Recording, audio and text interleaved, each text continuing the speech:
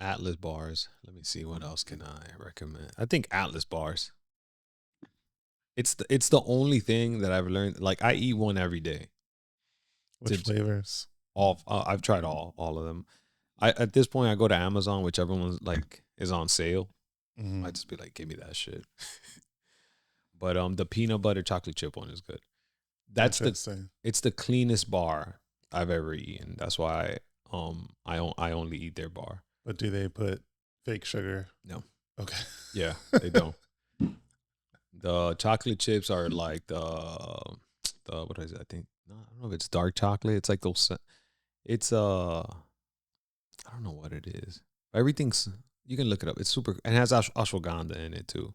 What's that? So it's nothing crazy. It's just it helps. It's early, so people aren't sure, but it definitely it's definitely a stress reliever. So like you start the day very like chilled out. Yeah. Interesting. So it's like kind of like CBD. Yeah. Yeah. Interesting. Yeah. But Amaris has it too. She likes them. It's good. That's the only thing I eat consistently. Everything else I try. What was the brand again? Atlas. Atlas. Yeah. Atlas bars. Interesting. I'll have to check it out. Yeah. It's a whole new world. Yeah, bro. But it's cool. Cheers.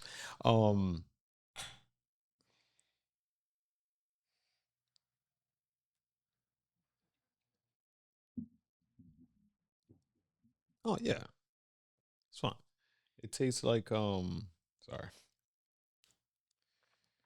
This is whiskey. Yeah. Yeah. Scotch. Yeah, scotch. I can feel the scotch. It gives me the Go Label sweetness. I used to drink a lot of Go Label. That's Johnny Walker. Yeah. Dominicans love it. I'll take your word for it. Yeah, this is Lafroig PX Cask. One of the best scotches that I like to daily. Well, I don't drink daily, but if I were to drink daily, it would be on the list. Got you. It's annoying. It's one of those annoying things where you fall in love with something and then it's hard to get. So this is actually, you can only buy it in duty free. You can't buy it anywhere else. International too, right? Yeah. So I have to wait till I'm taking a trip or someone's taking a trip. Yeah. I'm like, can you pick me up a couple bottles of that? But it's not expensive. It's like $120 a bottle, but it's just that. Yeah. It's like the white Henny of whiskey. Yeah. It's annoying. It's just like, why? Yeah, when I used to work in the liquor store, that was the thing. Like anyone who would call him, the owner, like, oh, I'm coming back from DR or whatever. He's like, yo, buy me a bunch of white Hennies, and we would sell them like under the counter. Are they actually different, or is it just the label? Is marketing, or? And I'm sure it tastes different. Oh, it does taste. But it's shenanigan. It's more so you could say you have a white label. Right. I mean, white Henny. Those used to be fun times working in that liquor store. I did it like right before the DOT. I did it. I wanted to learn. I wonder what it's like to work in like a regular job. I never had a regular job. What'd you do before that? I worked in like a PAL with kids, but it never felt like work. Because you're having fun. Yeah, I met Amaris there. All my best friends, like everybody I know, the people that moved here to Rahway with me was like through PAL. So it never felt like work. So I was like, I want like a real 9 to 5. That shit was stupid. I want to get shit on by people like coming in all angry and just fucking taking it out on me. Yo, that shit was brutal. It was in the Bronx on Jerome Ave. Oh, God. 174 in Jerome. That's where I grew up. For real? Yeah. Okay, so it's on 174 in Jerome. You go up towards what's that?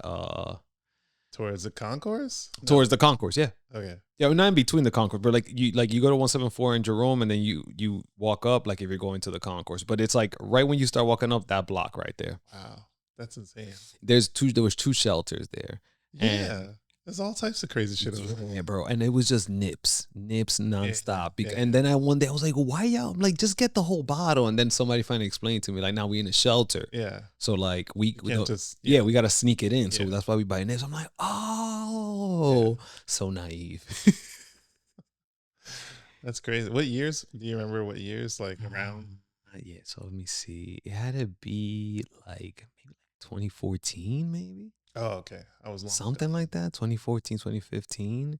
Yeah. They had the numbers to the lotto numbers. I was never exposed to numbers ever. Uh-huh. Like my parents didn't do numbers. Like I just didn't know what they were. Uh-huh. And this guy bought the lotto machine, and I took a training on it. And I was like, whatever. Like I didn't think anything I of didn't even it. know there was a machine. Huh? I didn't know there was a machine. Yeah, I yeah, just yeah. thought people just picked numbers or whatever. Nah, I mean that's how, like, depends what kind of number. Like if you're doing official numbers, you get a machine. But if you're doing Oh, you the talking about like you were doing a real lotto, like yeah, real state lotto, lotto. Oh, I like thought you were yeah, talking about no, no, not like when you numbers. say Yeah, yeah, numbers. you're right, you're right, you're right. I should have been I'm like, clear, I thought you were talking about running numbers. Like, bro. But I had people. I never forget, because that's when I was like, I wasn't with a married yet, but me and her we would talk for hours. So what I would do is I would just put my headphones on, and then just like she would just like be on the phone with me for hours while I'm working. mm, And she was like, Howard. And I was just like, you get to a point where you're yeah, not even looking. You look at the person coming up and and you know their yeah, numbers. And it was just like nonstop, like da, da, da, da, da, da, da, da. Some lady used to come spend like $300-$400. I never forget. And I memorized her. It was like muscle memory. And it was ba, ba, ba, ba, ba. And I just memorized, like, yo, how do you know? I'm like, yo, I do this every single day. The same fucking addicts come every day, bro. Every day. Yeah. It was Melissa used to do that, and for real. she had the same experience. She's like, you just know, and she's like, at first I was all confused. People were like, box straight, blah blah Yeah. blah blah blah. She's like, I don't know what that means. And then after a while, she's like, doing it like without even thinking. Yeah. But it's interesting. I think a lot of mm, there are definitely some jobs that are like that, right? And it's like, I think what's interesting also is like how much people just appreciate being like known, like having familiarity, like where they spend money. Yeah. I don't know if like there's a better way to put it, but like you go into a sandwich shop or whatever, and people, yo, okay, you want to, I'll tell you one that really like it just me. I think that's what it is. It makes me and probably a lot of people just feel like so special. It makes you feel like the man, you know. Yeah. I would call so, but it also comes with the downside of like you're probably spending a lot of money on things you don't really need to, and Yeah. I would call this deli when I lived on 107th and Central Park West. I lived with a friend who had like what do you call it, like low income housing or something. He wasn't paying much, Oh, he got the 15% of the building, whatever has to be something like some that. shit like It that. was like Yeah. he was not paying much money, right? Yeah. So Yeah. it was like, um, and he doesn't cook. I mean, like he's just like he's just like a pothead. He's just like it's forever like bachelor pad, like doesn't cook, Yeah. nothing like. Yeah. Yeah. And so we would order food virtually every day, right? And so like we would order from the same deli every day, even if it was just a coffee, we would order from the Yeah. deli, Yeah. right? And literally all we would have to do, it got to the point where we would pick up the phone and I forgot what the word was, but we would say something like, yo. And they'd be like, all right, bacon. They were like, bacon, egg, and cheese with spicy mustard and a vanilla coffee. I'd be like, yeah. They'd be like, 5 minutes. All right, cool. Yeah. But it made me feel like, the fuck, I don't even have to say anything. I just walk in here and get what people know me. Yeah. They treat you. They treat you right. They know. Yeah, Now I think there's something to that, for sure. right? It's like that feel, like you feel so special. I don't know. Even though you're not the only one. No, I get it. I think that's. I mean, I deal with. I love a lot of repetitiveness in my life, so I get it. Mm. Nothing, and Mara's like, I don't get how you get it. I get excited. Like if it's I like that after I eat, I know that I get to put everything in the dishwasher. I'll clean the stove. Like I'll wipe the kitchen. Maris has the living room, cleans like the where we eat, the dining area, Mhm. and then we go play with the kids. I get super excited Yeah. because it's the same repetitive thing. So I get it. Yeah. I used to do this a similar type of thing when I worked at Starbucks. Yeah. Like it was the same thing. People walk in, I already knew exactly what they wanted. And Yeah. it was just like I think it's a thing that is probably a good thing for everybody to experience from both sides of the equation Think so. because it must say something about human beings, like something about our connection or something about how it just feels good to Yeah. like have that type of it would feel good for me too to know what the person wanted. Like I took a lot of pride in that. Like people walk in, I was like, I already know what I'm halfway done with their drink, and they Yeah, come yeah, up yeah. there, I'm like, here you go, and they're like, oh damn, Oh, like thanks. yeah. Yeah, yeah, I yeah. took a lot of pride in that for sure, for sure. I want to say I took a lot of pride, but then it's weird because I was serving alcohol. But there was there was one lady that honestly would concern me because she looked like she had a very important. I never forget because I would feel like I'm gonna go to jail. She looked like she had every morning she would come with an empty bottle. So she would buy a bottle of like I don't know, like seltzer water. She would dump it, you can tell, like somewhere, Yeah. and then she would come to the liquor store. And I'm sure I wasn't supposed to be doing this, but like she would buy a fucking Georgie, Oh wow. and that's like the homeless man's alcohol. This lady, what you can tell, I'm like, she does something super important. I Oh, don't know what it interesting. is, like the way she carried herself, everything. I'm like, you don't belong. I like, I'm like, you don't belong Didn't here. fit. Yeah. And she would be like, yo, do me a favor. And I'm like, and I said yes once, and then she would just expect it. So I was too deep in. Yeah. So for like a year, every Yeah. day, she'll give me the empty bottle. I'll go to the back. I'll pour her Georgie in, and she would go about her day. Interesting. It was so Why do you weird. think she didn't just do it herself? I don't know. I don't know if it was a That's power play well, because she yeah. just she gave out that vibe. Because I'm like, why am I doing everything she's telling me? But she had that energy. I'm like, this lady does something important. Like the way she drank, everything about her, and for a year straight. And I'm just like, you're drinking this daily. Like Yeah, it's that's crazy. fucking. It was either no, it had to be a pint or a fifth. I'm not sure. I'm hoping it was a pint, not a fifth. But yo, I saw so much wild shit, so much people with drink. Like that's the first time I got exposed to like real alcoholics. That's what I was gonna say. That's like true alcoholism. Yeah, Like there was for one guy real. that couldn't see, and then they explained to me why he couldn't see, and it has to do with like diabetes and like him just destroying his body from drinking. Yeah. But then it's like you can't like. Luckily, I'm young because I don't know if I could do it now. Because I would be like, I can't serve you, bro. You're dying. Like Right. At the time, I'm just like whatever. Like the Yeah, it's owner's like, yo, just get that money around it, whatever. But it was wild to see, man. I saw this young girl who I didn't understand. She was hooked on alcohol because mm, she was like, it was weird because she was 21, right? So she's like, oh, she's just going out, like she's just partying. mm. But then I started seeing her come alone, and then I'm like, I'm like, oh, we're friends. She's like, oh, I'm by myself, and I'm like, damn, I'm like, yo, so you gonna drink? And then she'll come the next day. So Mm. I'm like, she probably drank that, and I'm like, oh, she's an alcoholic. But it was, she's 20, 21, 22. So you don't think Right. like, you think she's just going out, you do the same thing. But I'm like, nah, she's doing something else. That was weird. Yeah. Did you ever like see anyone win big in the lotto? The most, because every time somebody would win big, you would get like a certificate or something. You or the Yeah, person? no, the store. Oh, okay. Like, so you can put it so then people think like this is a good luck charm. Gotcha. Okay. So I think somebody won like 10 grand the most. I mean, that's not much. No, no, not like nothing big like that, but like Yeah. 10,000, 5,000, stuff like that.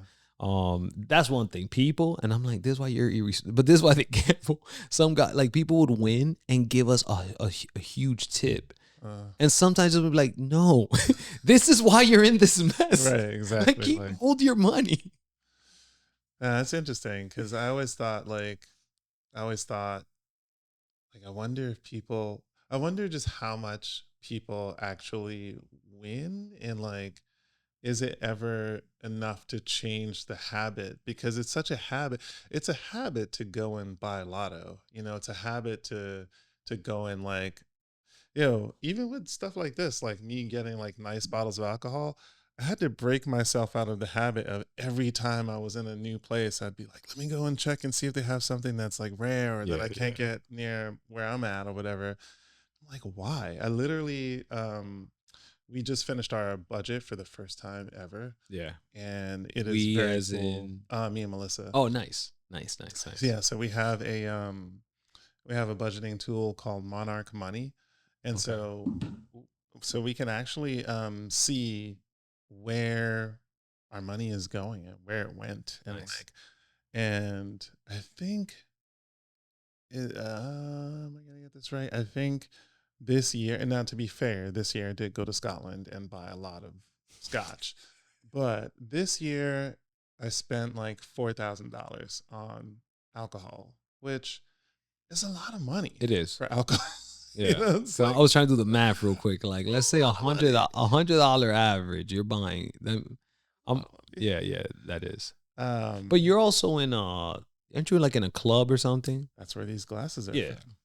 The Livingston Dad's shit. Scotch Appreciation Club. Well, so then I'm assuming the Scotland trip plus this was gonna skew the number a bit. Well, it definitely does. Though Scotland for sure. Like the most expensive bottle was like $400. So it really pushed and I got a couple. Like I got a few bottles. Yeah. But besides that, it was just like the habit of feeling like I have to. It's almost like the same. I guess that's why habits are important to stay aware about and kind of like be intentional about. Because the same thing for you. It's like you said, you finish eating, you're gonna go, you're gonna put the dishes in the dishwasher, you're gonna wipe down the counter, and then Amaris is clean the living room or the dining room, whatever. But that's a habit that's towards like something good, right? It's not a habit towards something that's like, net negative, I guess. Yeah. I don't know. It depends on how you look at it. Yeah, I was gonna say perspective, but whatever. But I mean, habits are super important. Yeah. Anyways, to the point of the lotto, though, I just wonder, like, you hear those stories of people who do win big, and they're like, it ruined my life. Yep. And I'm just like, I wonder, like, I don't think there is a real. I don't know if you can actually win, even if you win. You know what I'm saying? Yeah. Like I don't know if you can win the lotto, because when you win, your mindset is always already in this habit of like gambling. Yep. And so it's like, you're probably just going to just gamble bigger now. That's what I was about to say. Yeah. It's like, sucks. Yeah. The habit thing with like productive habits, I think people sometimes combat me with that. Like, you like the gym and like dieting and all that. And I'm like, yeah, but I'm like, I feel like we all have like habits, and you just got to choose the ones that, like you said, are like that you perceive as like net positive. You're going to have like these things that you want to do nonstop. Like, especially like me, I know myself, like I get hooked on things. And I will do it for a long time. Yeah. So I just got to be careful with what I choose. But exactly. Yeah, man. Yeah. People are constantly like in social settings like, oh, did you see this TV show? It's really good. You're going to really like it. And I'm like, I will never watch that TV show, because if I do, it's over. I'll be binging that crap for like the next, like whatever. That's what happens to me. I'm like, I can't do that, because I'm just going to get stuck. And now I'm just going to spend hours and hours and hours watching this TV show. Yep. And I don't want to do that. Bro, I remember when I had a PS5, I remember like my peak of like, I got a problem is like, I was in school, and I would have a schedule, and in that schedule, I would have like PlayStation time. No matter what I was doing in my life, never forget, I would need like a 3-hour block of like just PlayStation. It's a serious block too. Oh, bro, you know, I would play like MLB The Show, for example, the baseball game, and I would play all 162 games. Damn. And if I lost the first round of the playoffs, I would just play 162 games the next season. Like, I wouldn't reset. I would just like eat it and like go again. Wow. Sick, bro. You really like baseball? I don't know. I like, it was cool to build. Like in Madden, I used to like Madden too. And I used to play franchise mode where like, you can like, I don't know if you were into Madden. Like 95, like back in the day. So like at one point you were able to play college football, create a player in college football, and import them over. That's sick. Right? Wait, in the same game? No. So it's two different games. Oh, so you can college level. Yeah. So NCAA football, you create them, you play that's crazy. Right? That's a really good idea. You get drafted, and then that's a really good idea. Bro, that's crazy. right? They got you. I was in. It was like me. I was like, I'm living. I mean, I got to. That's really smart. Yeah, they don't do it no more. But I never forget. It was NCAA when they had the impact players. That had to be like, I don't even remember when, but Man, times change though, because like I don't understand. Like a lot of people, they really get it seems like a similar type of pleasure just from watching other people play. Like they just watch Twitch streams, and I'm like, you're gonna sit there for hours and watch someone else play, and you're not even playing. I just literally, I'm old. I got gray hairs. Yeah, like, I don't understand that. I don't get that. It's weird. It's so weird to me.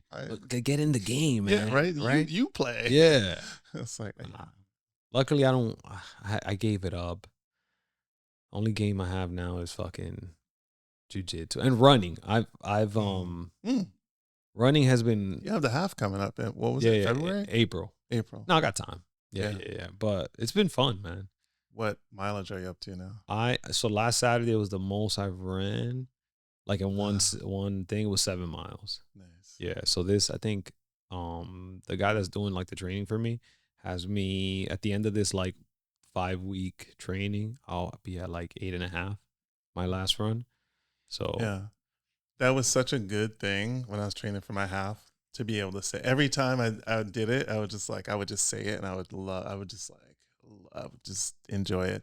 I'm like, that's the longest I've run in my whole life. Yeah, it's cool. Hell yeah, right? It's cool. Because you're like, it's cool. It's really cool. Like even with Abby, I sometimes let her beat me, but I always tell her like, I'm faster than you, right? But I mean it, like I'm not running out of breath. I will fucking smoke you, bro. Yeah. But it's been cool. I still don't like running, but that's the part that gets me even more excited about it. Like now, like me and Amaris have something that we could do together. That's also fun. You run together, or you run like we do the same program. Yeah. We don't run together. Yeah, okay. Different paces. Yeah, it's hard. Yeah, I like to gradually. So like let's say I'm running the 7 miles. I know how I'm going to run before I run it. Okay. So I'm more like, okay, you're gonna run at 150 like heart rate the whole way, Ronnie, and that's it. High.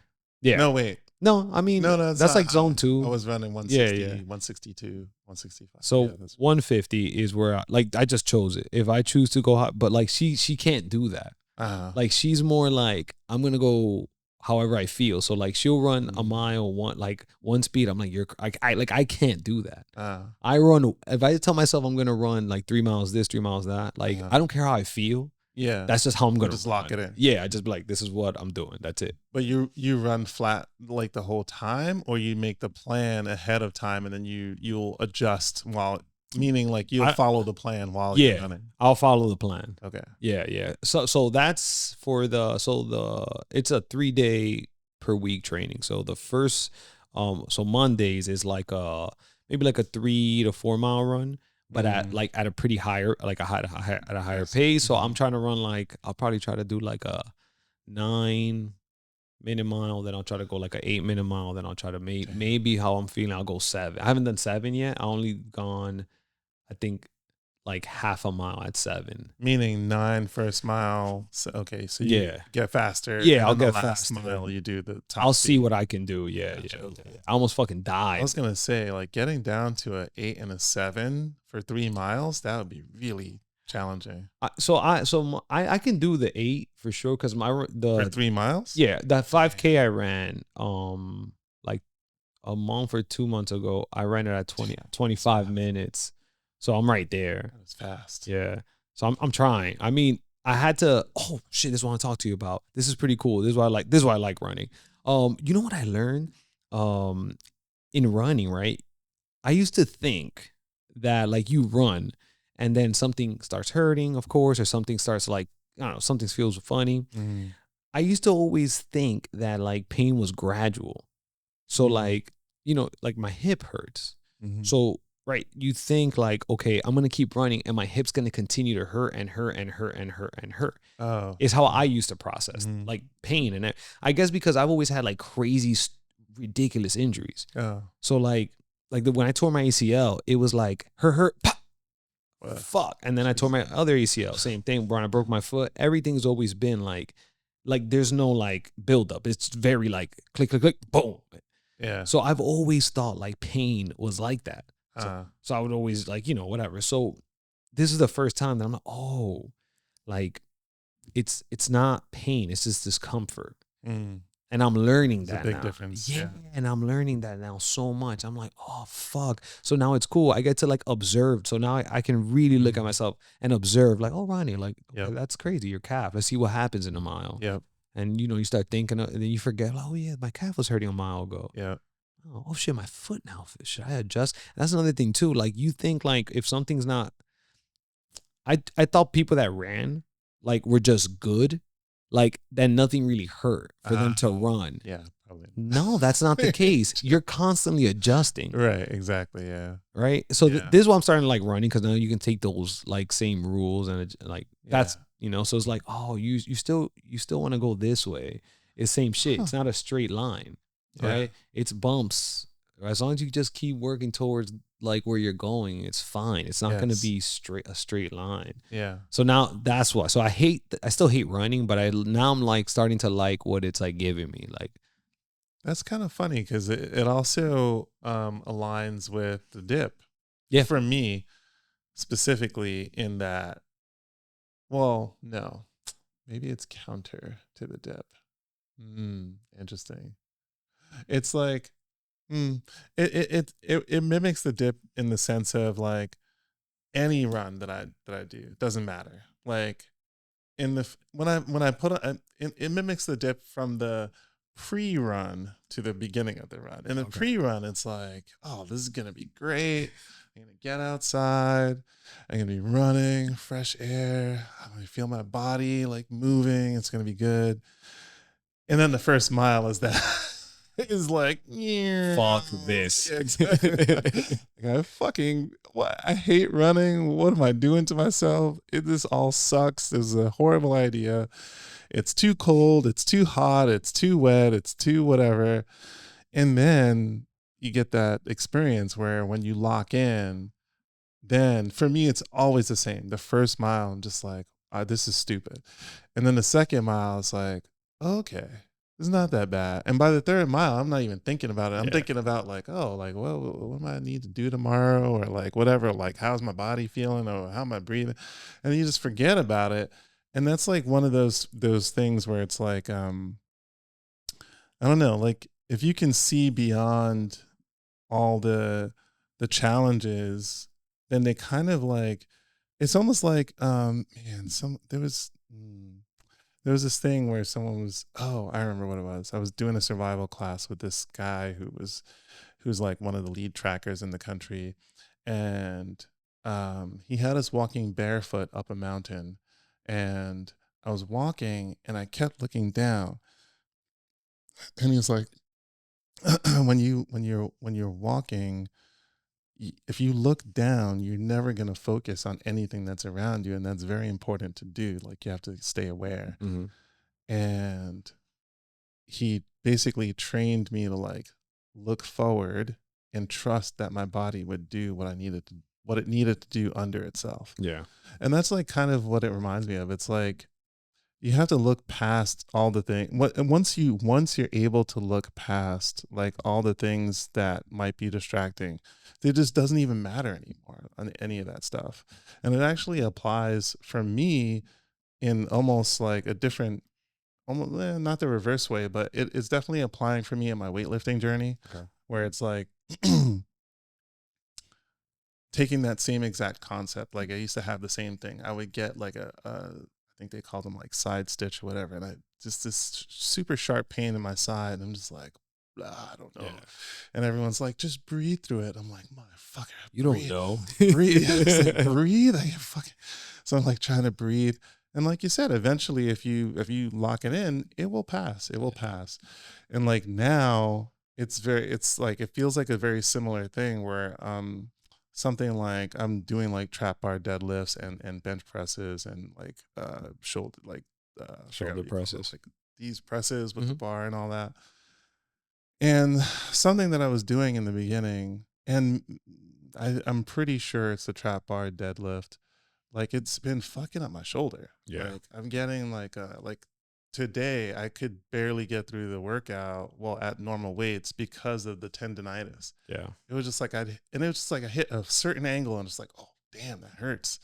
Um, but it's like I think maybe because now I understand this concept of I can move past and through this type of challenge that it doesn't like I don't wake up and I'm like, my back hurts, I'm not going to the gym. I wake up and I'm like, oh, my back hurts. Let me figure out how to get through this, Yeah. through this situation, you know? So it's very different now. Yeah. Jiu-jitsu helps with that a lot. Yeah. Yeah. Which part? The mental or the The physical? the mental part of just like, I guess it's a combination of both. Like it's crazy. Like before, as soon as someone has like their arms on your neck, you're freaking out. Your heart rate goes up.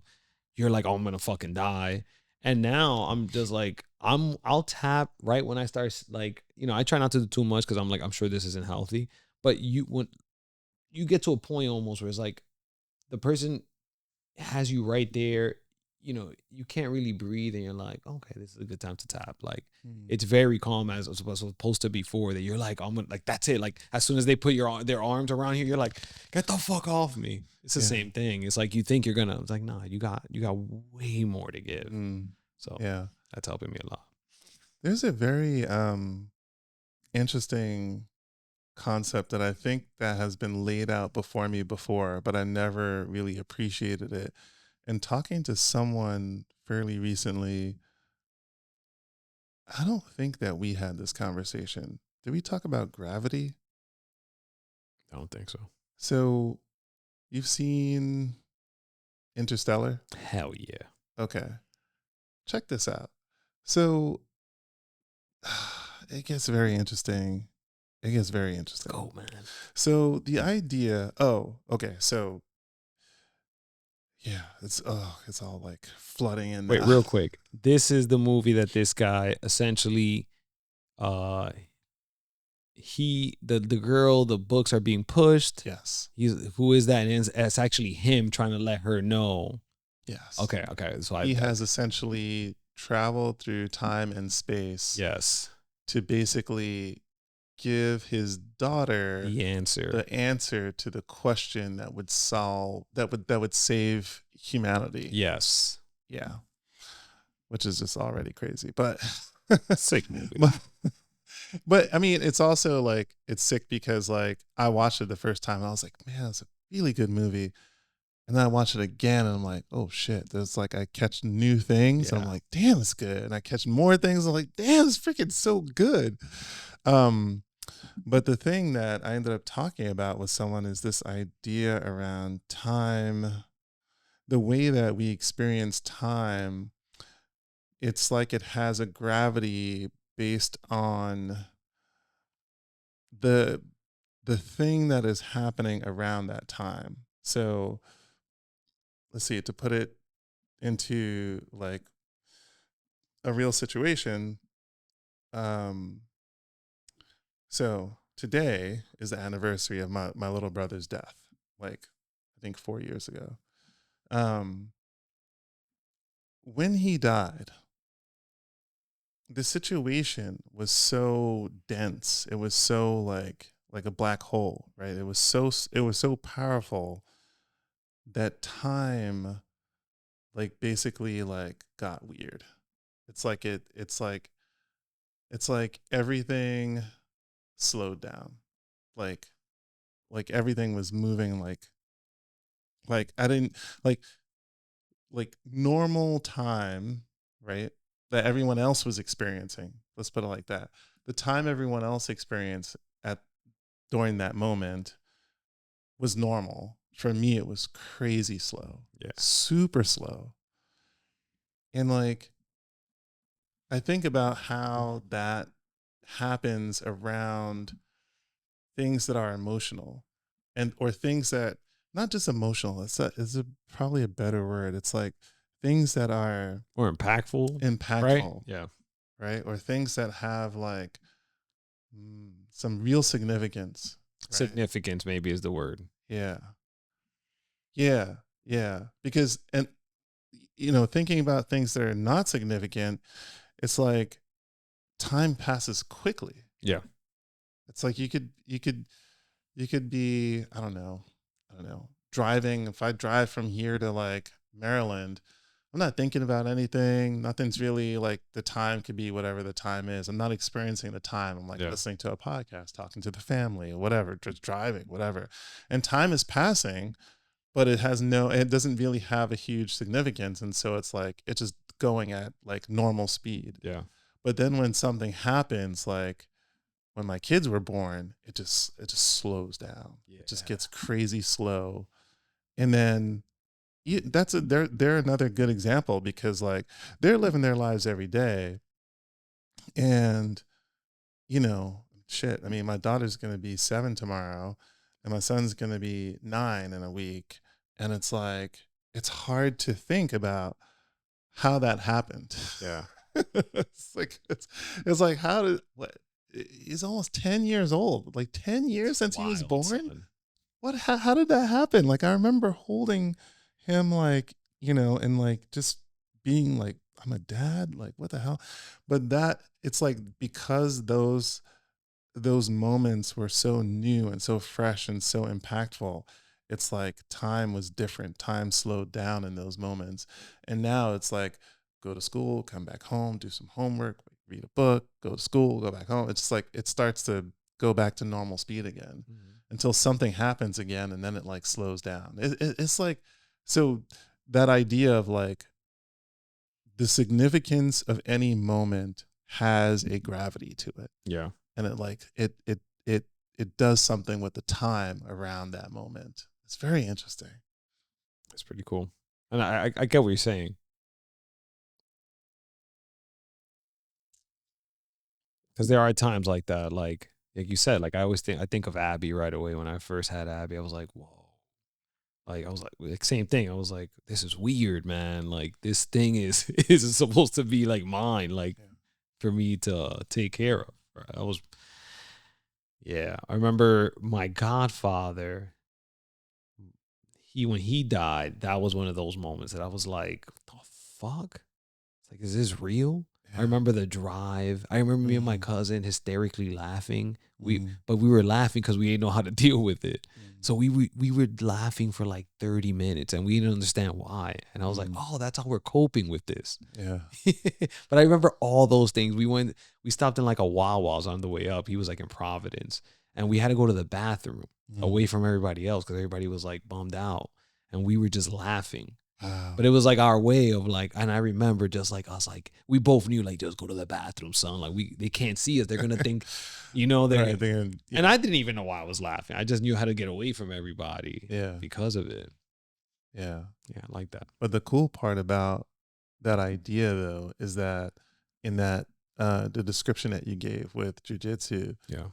is that we do have, it's not something that we're subject to. We have control over those. Oh, we assign the significance of the thing, and the more um the better equipped we are around that significant moment, the more we can control how fast or slow it goes. Okay. And so when when someone has you in a rear naked, and you don't have the tools to deal with that, for that person, time is moving fast. Yeah. It's like, holy shit, like but you're already done before you think about it. But when you have the tools, when you have the experience, you can slow it all down. Mm-hmm. You can slow it all down. It's like, yeah, I remember another example. I remember, man, I don't remember why I was so angry, but like, which is kind of interesting. But there was definitely a time in my life, not too long ago, where I was just angry. I was super angry. And like, I just remember one day, I was I was crossing the street by my job, and a car, like, you're crossing with the walk sign, you have the right of way, and the car just like cut me off to like make a turn. to get to a red light, which also infuriated me more because I'm like, you're What are trying you in a like rush you're rushing for? to get to this red light. What the hell is your problem? And I didn't think at all. I just punched the car as hard as I could, and I just kept walking. And my hand was like swelling up. I was like, yo, that hurt. Like after I like slowed down, I was like, that hurt. And I was telling my therapist about it. She was like, you need to slow things down. You need to like when you have a compulsion, when you have like when you're going to react to something, there is a space between when you get stimulated to do something and when you actually make a decision to do something. And she's like, that space for you doesn't exist right now because you're just reacting. Yeah. But she's like, I promise you, when you get better at like being aware about your emotions, you'll make there will be so much space in there. You'll be able to like chill, and it reminds me of that example as well. It's where it's like when something's happening to you and physically, and it's just like, if you're equipped, you can slow things down and you can like make moves in that space. When you're not equipped, you just react. Yeah. Just like, oh, fuck. I read a book. I think it was Jocko that said it. Maybe not Jocko, but it was somebody. Fuck, I wish I knew who it was. But it's a similar idea. I think about that all the time. It's like you don't need confidence. You need evidence. How does that play? So people like you don't just get confidence, or they're like you gotta be more confident. No, you just need more evidence that you like. So for example, if you're lacking self-confidence in getting girls, whatever, since it's like super cliche, whatever thing, right? So it's like you don't just become confident in approaching girls. You have to like get evidence. Like you need evidence. So if you can maybe start by like smelling good, and then people are gonna start saying, "Hey, you smell good." That's evidence that someone noticed how good you smell. That evidence is what. Alex Hormozy. That's who it was. You know who he is. If you see him, you're gonna be like, "This guy. He's everywhere." But he's the one. So basically, like right now, now people are saying you smell good. Okay, now maybe I don't know. Like you start dressing a little nicer, putting more effort. Hey, you look super nice. Oh, thank you. So what you're doing is you call it building confidence, but if you think about it like you're building evidence, it's like now you have proof to showcase that you're not crazy. This isn't false confidence. This is actual confidence that you're gaining. So like I think about that with everything. Like jiu-jitsu, the reason why I'm calm, I have evidence to prove why I'm calm. It's because I've been choked out like 1,000 times. So now I know that with feeling, I know like my threshold, I know the tools I can use. I've built enough evidence to give me confidence in how to combat this thing. And I think going back to you, that's what helps me like slow down time. Was a person who talked about this, Alex, I guess, did they talk about how effective it is to try to build on other people's evidence? Like, is that possible, or do you need your own? I don't think he mentioned that, but I would say I think that's a more that I think that's personal. Like some people need to like you can tell someone right like 1,000 times don't do that, but they need to do it, and then they'll be like, yo, you were right. And then you just need to. I think at that point you just need to realize who you are, and if you're one of those, you just need to like. Funny enough, what I learned is that a lot of those people are also the people that procrastinate. So yes, right? It's funny. So like you want what you really want to, like there's a buddy of mine, but what I would tell him is like, don't procrastinate. You're not going to listen to me. That's fine. But don't procrastinate. If you have an idea in your head, just do it and fail fast. So then you can be like, okay, I did this already. This doesn't work. And then move on to the next thing. I don't know if I was ever like that. Maybe because I was a scary cat. So I'm like, I was always very scared of everything. So if someone was doing something and I trust them, I'm like, I'll take your word for it. Like I'm not like, you know what I'm saying? I don't know where that came from, but I think it's just personal. Like I was never the one to like if someone jumped already and they got hurt and they were like, yo, it's not a good idea. And I'll be like, yo, I trust you. I'll be like, all right, cool, I'm not jumping. Right. And I'll live with that. But some people can't live with that. But if they jumped and everything was fine, were you now? Oh, I'm in. Okay. Yeah, I'm jumping. Okay. Cool. Yeah. That's funny. That's it. Yeah, that reminds me of there was after having accidents, I had 2 femur rods. Yeah. Melissa and I, yeah, the kids weren't born yet. Melissa and I went to somewhere to go kayaking. I don't remember where it was. I think it was like Long Lake or like Lake George or something. Anyways, we're on this lake and we heard about this point called the Boob. And the Boob is just like this giant rock that looks like a boob. Yeah. And the like person who was renting the kayaks was like, oh, if you're feeling really adventurous, people, they jump off the Boob. Now, who knows how tall the Boob actually, how high it actually was, but I'm going to say it was probably a good like 20 feet. Yeah, I would give it 20 feet for sure. Yeah, I'm basing this on the fact that my roof is about 20 feet up, and it felt like I was looking off of my roof.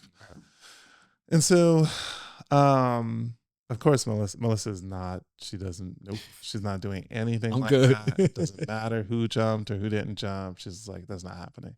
And then, of course, she's very protective, and she's like, you shouldn't do it either. I really don't want you to do it. Blah blah blah blah. And I'm just like, I have this penchant for just pushing the envelope, and so I was just like, I think I have to do this. I'm sorry. I was just like, yeah, I have to jump off this thing. And but there was no one else there. Yeah. And so I didn't get the benefit of seeing someone else jump, which I know would have helped me a lot. Hell yeah. Every time. Seeing someone else would have been like, oh, okay, this is probably cool. Don't do that. But yeah, actually, it's funny because like it's also like because it's round like a boob. Mm-hmm. It's not like a cliff where you could just like run and like you just jump and you just fall. You clear you right. You have to get past a certain amount. Like you have to run fast enough to clear, because you can't run down. You got to run and then jump so that you clear the curve. The curve down. Yeah. Man, I remember I got to the edge and my mind was like, jump. And my body was like, fuck no, we're not. What are you, stupid? And my legs like kind of locked up and I was like, oh God, please don't let me hit this rock. And I fell into the water, and it was like, I have it on video. It was just like super exhilarating. And it's just like, I don't know. I think I for better or worse, I feel like I need to do stuff like that to feel alive. Like, I don't know. I feel like I need it to just like prove to myself that I just like, I like going after things that make me scared. Yeah. Like I love haunted houses. I love like, I went skydiving several times. I'm going to learn how to fly an airplane. Yeah. Like, I don't know, something, I'm totally terrified of the ocean. So I do triathlon swimming in the ocean. Like, it's just like, I don't know what it is. Nah, if it's more important, I think, to know what, like, how you're built, what gets you going, and know it. At this point, you can't. Everyone's different. Like, I think the more important thing is that you know that about yourself. Mm-hmm. I think, like, I can't do that. But what I like to do is I like to do very long journeys. That like what you're describing, the feeling is what I get when I do like I have this thing that I'm like, I know I can beat you because I'll play the long game. And when you're not motivated, there's like the chip that I have in my shoulder. It's not even versus someone. It's just in my mind. I just be like, I know that I will beat anyone because I will go and succeed. 10 years when you're like, well, you're still doing this? I'm like, yeah, bitch. So that's what I get from like these things. So that's why I've learned to just like, I love what, like, I just got to be careful what I choose, because I know if I choose it, I'm going to do it for a long time, for forever and indefinitely in my mind. Now, do you get the satisfaction? Do you get that feeling? Like, when does it come? Does it come when those who like doubted, or those who were like competitors, like when they finally look up and you're just like, oh shit, like he's like 10,000 miles ahead and we're still back here? Or like you said, is it just in your head? And then like what's the actual, when do you get the satisfaction? Like when do you Uh, I don't know. I don't have like there's not like a aha like a particular moment. It's just kind of like, I don't know how to explain. You just know, like real estate was a great example for me. Like I never forget when I was telling all my friends what I was about to do, and like I was gonna leave stability, and there was no like there was no time where I was like, yeah, I made it, because I don't know what that means. But there was a time where I'm like, I know I made the right choice. You reflect back and you're like, thank God I made that choice.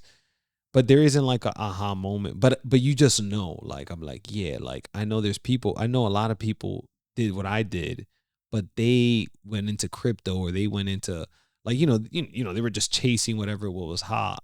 And I'm like, I know I'm not those people. Like, and I knew that way before. So like, I guess that gets me going. Like, I knew before I even knew like, I didn't know what I didn't know, but I knew enough that I was like, this is the path for me. Like, this is where I got to go. And I've always been pretty good at that.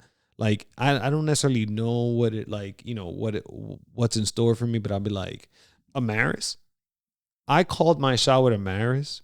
Oh yeah, you tell me that story. Bro, I called my shot with Amaris years before. I had this sick game with all my friends about like telling them, like, watch, And it's not like a competition. Like, if I didn't love Amaris, I wouldn't be with her. Like, it's not to prove a point. But I don't know. I always had that thing about me that I just knew. I'd just be like, I know. That's like, it. I mean, that's interesting. I don't know if I get that feeling too. By the way, even friends. I know I make jokes about that all the time. Like, I know who's going to be my friend immediately. Interesting. Yeah. I knew we were going to be friends right off the bat. You asked a question, and I was like, I like this guy. I wonder what the question No, it was simple. You were just like, yo, this is cool. Like, what's the catch? And I was like, ain't no catch. And you're like, okay, this is cool. And I was like, yeah, he gets it. No need in digging in more. He's going to be annoying. But you understood that right away. You're like, and I know you wanted to continue, but it's like, I'm like, this guy. I was like, we're going to be boys. And like that, same thing with Ryan. I was like, bro, we're going to be friends. Yeah. Ryan don't talk. I'm like, we're going to be friends. I know right away. You feel it. I don't know what it is, but that part I've always been good at, like foreshadowing, fucking long running. I knew I was going to be like, I'm getting into running. I was like, I'm going to stick around. Jiu-jitsu, same thing. I'm probably good. We're lifting weights. Like, I've never stopped. But does it feel like boring? To most people, I can eat a chicken sandwich. Right. That's indefinitely. So that's what I'm thinking. I think it's more important to know yourself and to know, like, it's not boring. It's exciting. I can eat white rice and eggs and a banana every day for dinner for the rest of my life. And I would look forward to it every night. Like, yo, let's go. Wow. That's very interesting. Yeah. Yeah. I wonder, like, they have all these personality tests. I wonder if that aligns with any of these personality tests. I never heard of one that kind of captures these types of things. Yeah. Like, so I wonder, these types of like aspects of our personalities, I wonder if they are somehow, what's the word? Like someone's developed a way to like monitor or measure these types of things in people. Be interesting. It would. I mean, I feel like I've heard about so many personality tests. I was gonna say the disc and all that shit. Horoscopes. Yeah. Horoscope. The classic one. Right. Yeah. But that's why I wonder if there's one that actually speaks to like people versus, well, I don't, no, it does feel like there are some fundamental things, but they're putting it in like different ways, I guess. Like I know a person, like one of Melissa's best friends, she has to know the end before she gets into anything. She will hate, she will loathe the experience of like reading a good book or watching a movie or like, anything, she has to know how it ends first, and then she's gonna want to read the book. Otherwise, she will hate it the whole way. That's And wild. I'm like, how? Like what? It's like the fear of the unknown. Oh, maybe. Because like Yeah. I don't Okay. mind knowing. Like I always tell people, like you can tell me the end. Like clearly I'm a big journey guy. So Mhm. most time I'm like I don't care about the ending. I'm like I just want to see like how it gets there. Mhm. You know. Yeah. But I'm not. Yeah. But that's some whole other shit. Yeah. Yeah. Yeah. And it's hardcore too. Like I was just like, man, like how can, so for me it's the total opposite where it's like if I know the end, I kind of am already turned. Like I don't. Like, Yeah. why am I gonna? Where's the go fun in through that? with it? Yes. Like I already know what's gonna happen. Yeah. Oh, so I don't So know. you love your kids I do. because I have no fucking idea. Yeah. Let me ask you something. Before I forget, I spoke to, funny enough, I was to some kid in jiu-jitsu who gave me a little clarity of what you think. I don't, but you understand because we both grew up pretty poor. Abby and Raiden got so much stuff for Christmas. Oh yeah, piles of shit. Yo, I couldn't. At one point, I was like, all right, like that's it. Like, you know, because like, so it was. We normally celebrate Christmas Eve into Christmas. Okay. But this time, I think one of Amaris's cousins, I think she had to work, so we did it for yesterday, Christmas. So morning comes, whatever. Raiden and Abby open their gifts, whatever, Santa, all that good stuff. That's cool. They got their gifts. So then their cousins had like a secret Santa. So then like Abby, like they each got more, like one more gift. Mm-hmm. Then each family member that was there gave each kid gifts. Wow. So how like, many family members are we talking about? So you're talking about, let me see, 3 aunts, 2 grandmothers, and I think like a family friend. So like you're talking about 6 gifts plus the secret Santa, and plus I think I would say maybe Amaris got the kids, or Santa got the kids like 4 gifts each. Let's just say maybe more, but that's like 10. Yeah, that's so. And Amaris like, you hate. I'm like, it's not that I hate this. I'm like, I don't know. I'm like, this is foreign to me, number one. And I'm just like, what the fuck? Yeah. This is crazy. This is so much stuff for kids. Like, I don't want the guy, I mentioned it because he was like, what the fuck are you thinking about? And I was like, honestly, I'll tell you. I don't really speak to the guy. We just finished rolling and he was like, yo, you seem distracted. And I was like, honestly, bro, I can't get over the fact.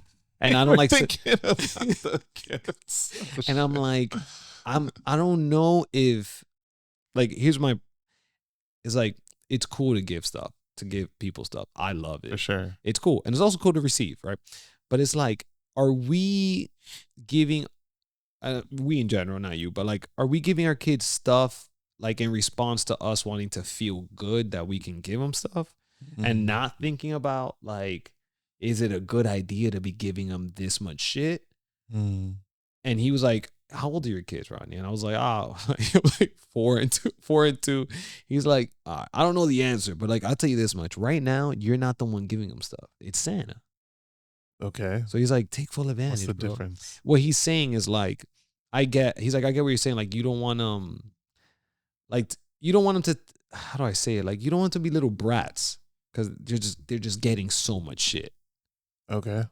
But he's like, take advantage of the fact that you can still show them how to be like gracious for all the things that they have and grateful and all that, because the gifts that they're getting are from Santa. It's not from you. I don't see the difference. Let me see. I get what he's saying. He's saying like, you don't, for them, it's not you giving them gifts. Right. Right. Like, you're not the one spoiling them. Okay. So meaning like they're, from their perception, it's not like dad's like buying us a whole bunch of stuff. Exactly. It's like some random character. Yeah, it's Santa, whatever. Like, it's not giving him the gift. So he's like, you don't have to worry about that now. Got it. And I was like, okay. And I let it go there because we're not that cool. But I was like, yeah, but you, like, what about when they Yeah, know exactly that Santa's done? Like, right. well, how do you play it? I don't know the answer. And the wild shit is you're not gonna know it for like 10, 20 years of what you did, you know, Yeah. which is fucking crazy. Yeah. But like, how do you process this? Like, how do you go about this? Yeah, it's very interesting. So I personally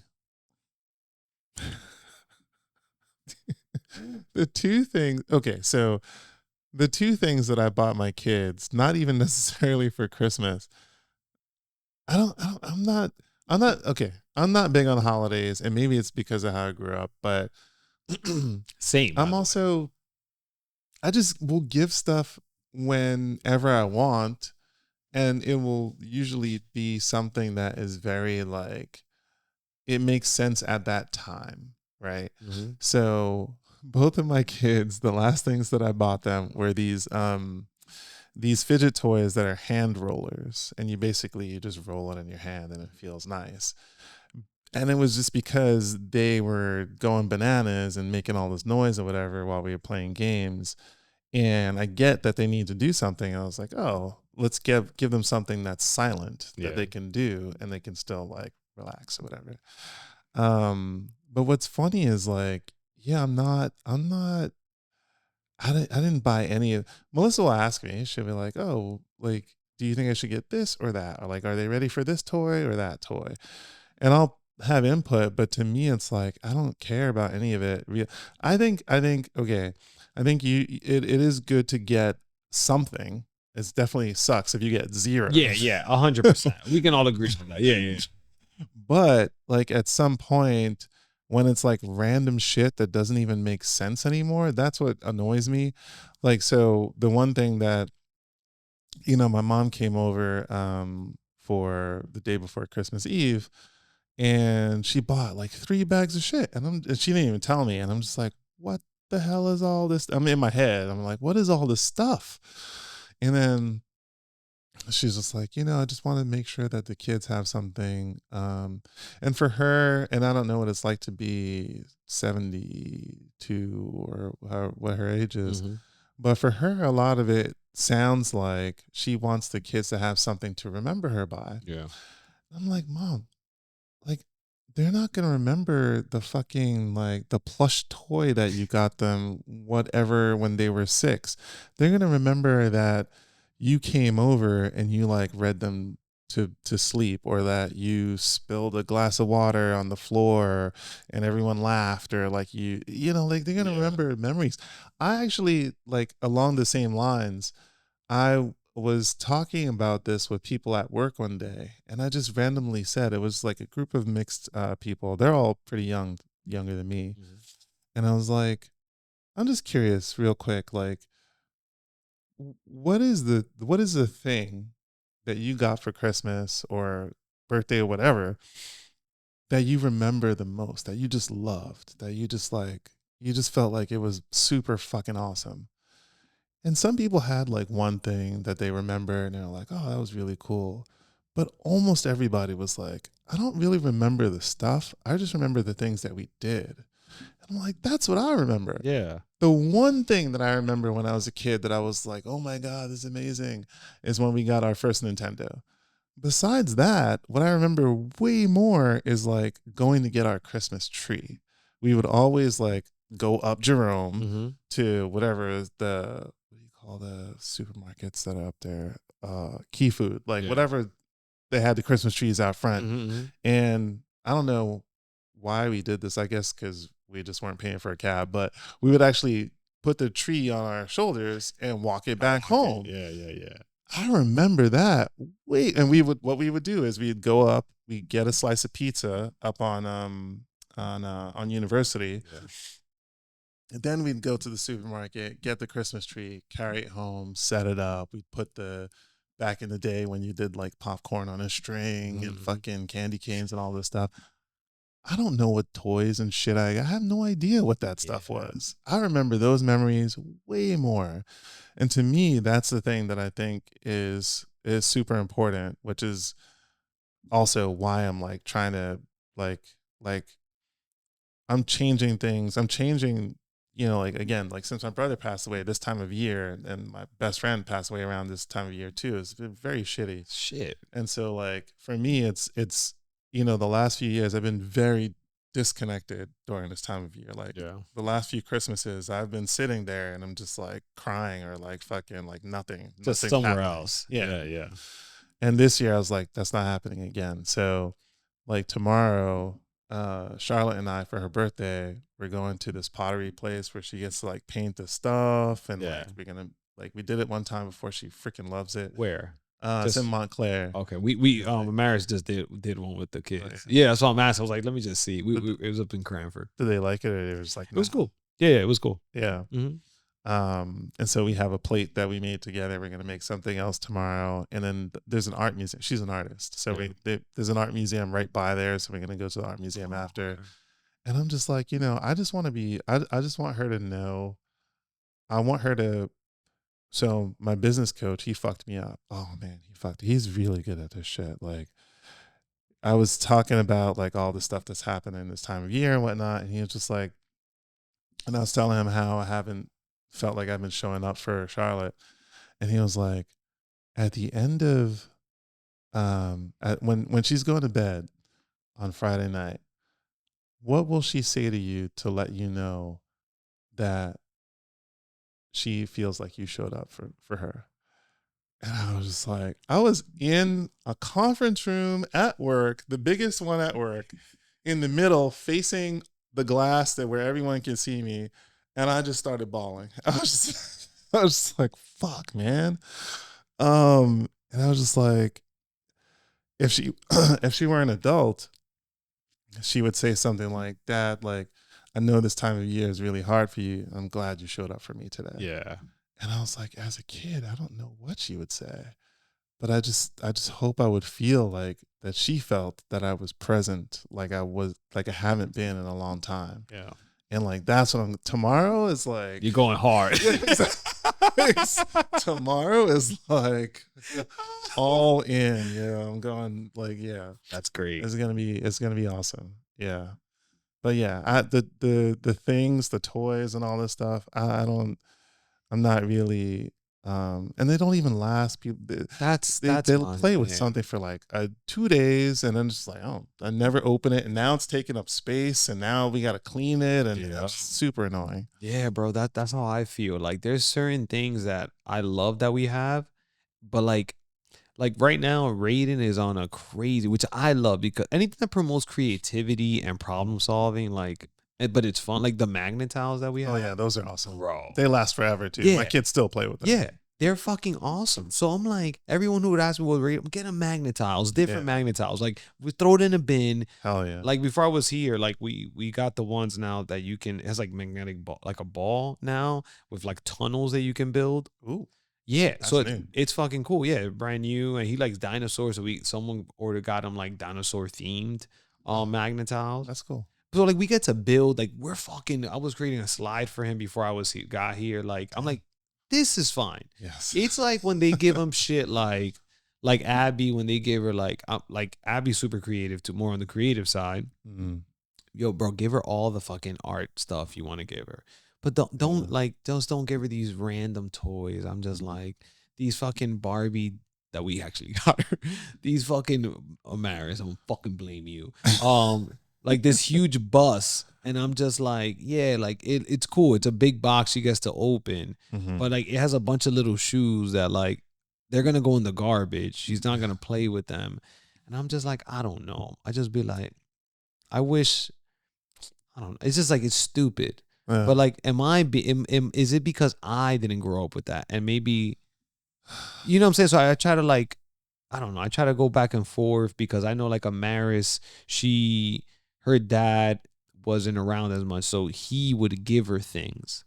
So I'm like, I know no matter how much she knows it's there, it's just how you came up. Like, so sometimes she like, you get into this loop where you express, like the way you express love is how love was expressed to you, which is through giving stuff. So I understand that, like, she genuinely likes giving the kids because she likes that it makes them smile. I get the intention.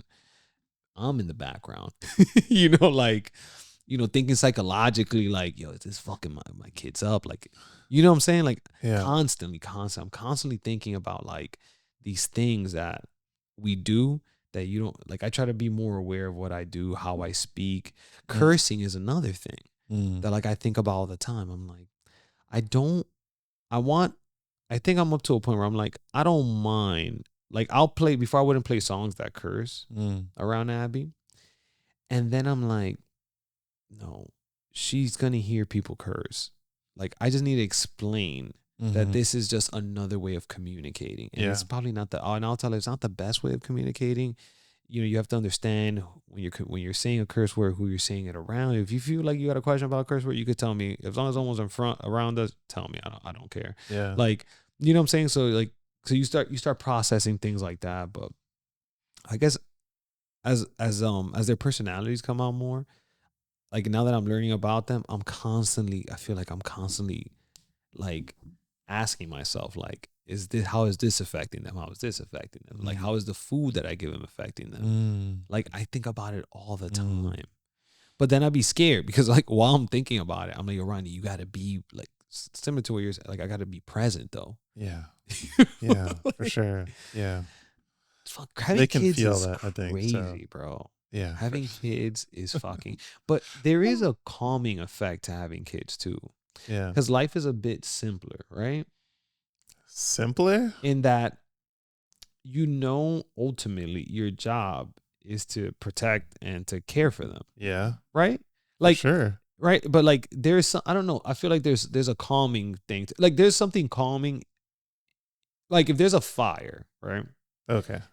There's something calming to the fact that all you have to do is get your kids out safe. There's a higher priority than other things. Yeah. So it's very clear what that priority is. Exactly. It's not ambiguous. It's like, oh, do I get my pictures and my wallet? No. It's like, no, fuck all that stuff. Get your kids out of there. Like everything else is like icing on the cake, Yeah. Like, so I don't know.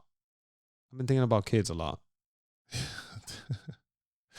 They are definitely game. But the thing I was going to add to that is like, it's only because you care though, because they're not game changers if people don't give a shit. It's like, oh, they have kids, they don't fucking care. They don't care at all. So it's like when you care so much, it's like, the priority is clear and it can feel, I was trying to express this to Jared, my business coach, in that moment where it's just like, like we have lots of we and him and I and me and lots of people, I guess, have conversations about purpose and like what you like. What are you doing with your life? Like, why are you doing life at all? What's your intentionality?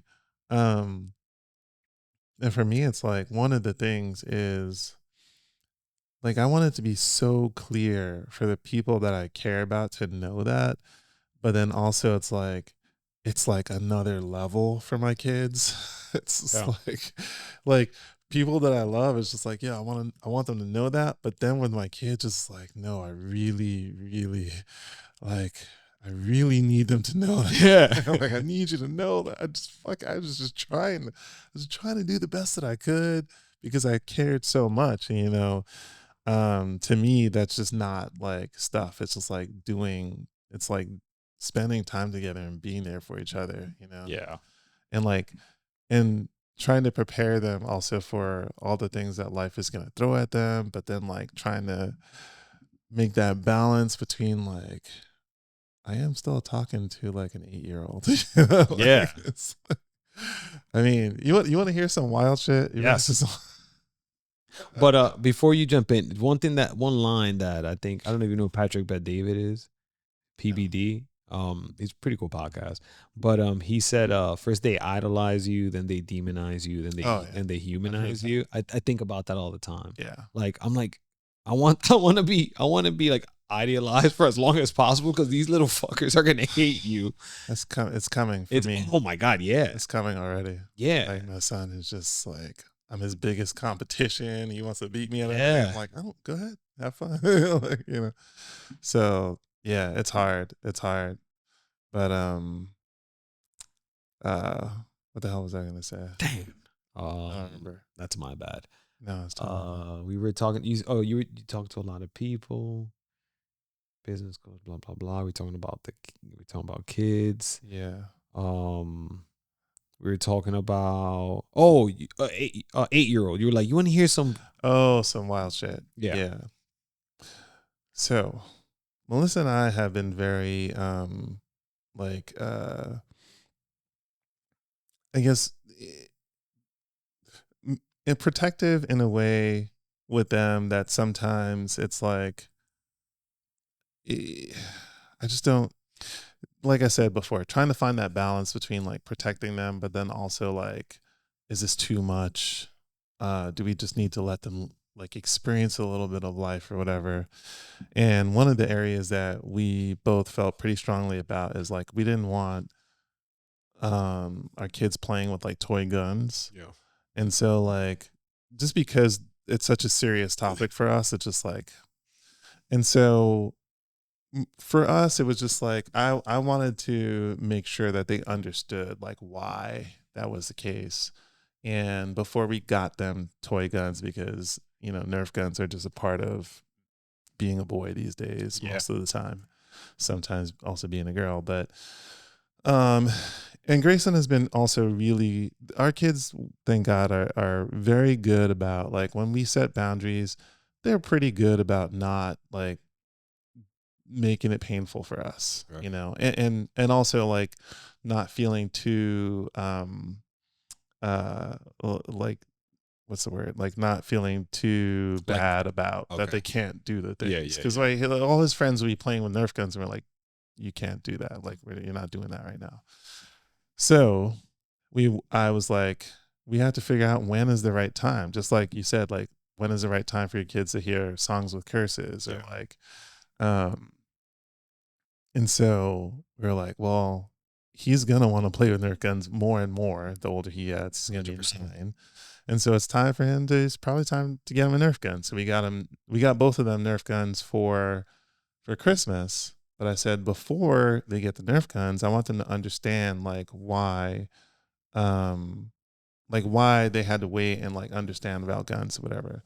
So I literally like had them watch there's a really good video that the NRA puts out on like gun safety. I feel like you sent me one before. Probably. You probably have. Yeah. It's like Eagle Eddie or Eddie Eagle or something. Yeah, you did. It was I'm pretty sure we were at the range waiting and we were talking about it. I think you sent it. Yeah. It's really good. 8-minute video. Yeah.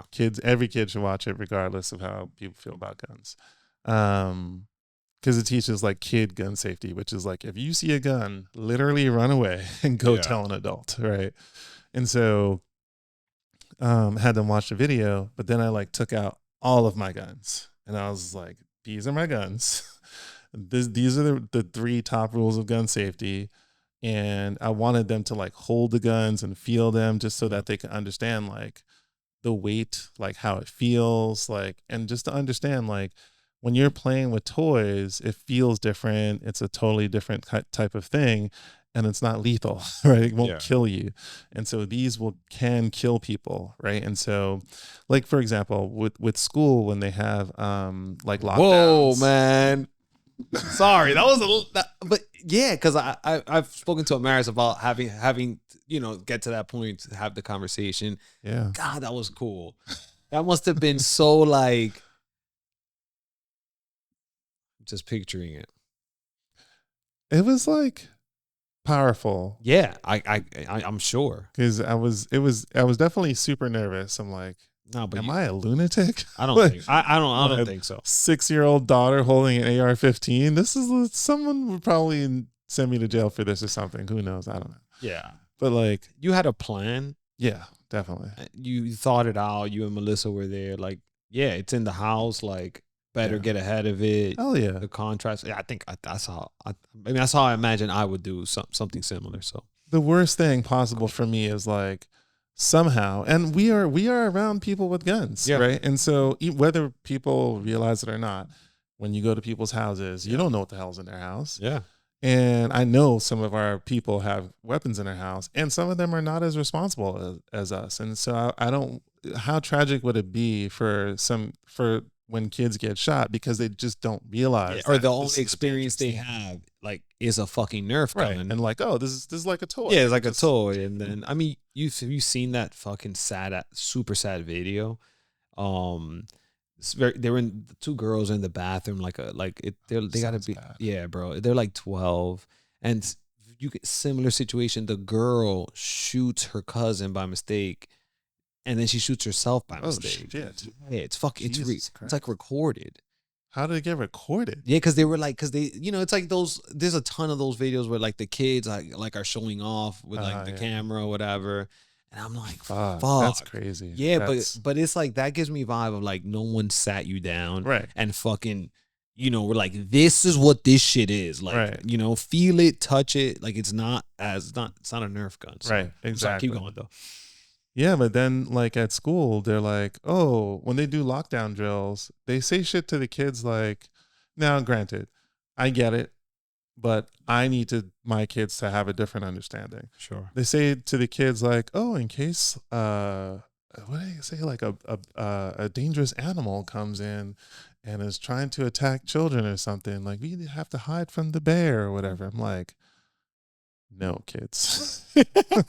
If you see a human with a gun that looks like one of these, run the fuck away. Get the fuck away. Run. Yeah. And so like, it just reminds me so much of like my younger brothers. They grew up with my dad and their mom. And I probably mentioned this to you before, but my dad is a very like he's he says stuff like this totally fits his personality, and more so their mom's personality. Like, oh, if you smoke weed, you'll end up homeless in the streets and destitute. Same. And they would just say that shit over and over and over again. And then they got to like high school and college, and they're like, none of my friends some of these people smoking weed are getting better grades than me. So they just literally learned to distrust their parents' view of the world. Yeah. And so now anything that they say is just like, yeah, they don't, mom, you don't know about the world. Yeah. Right. And so I don't want to be that parent.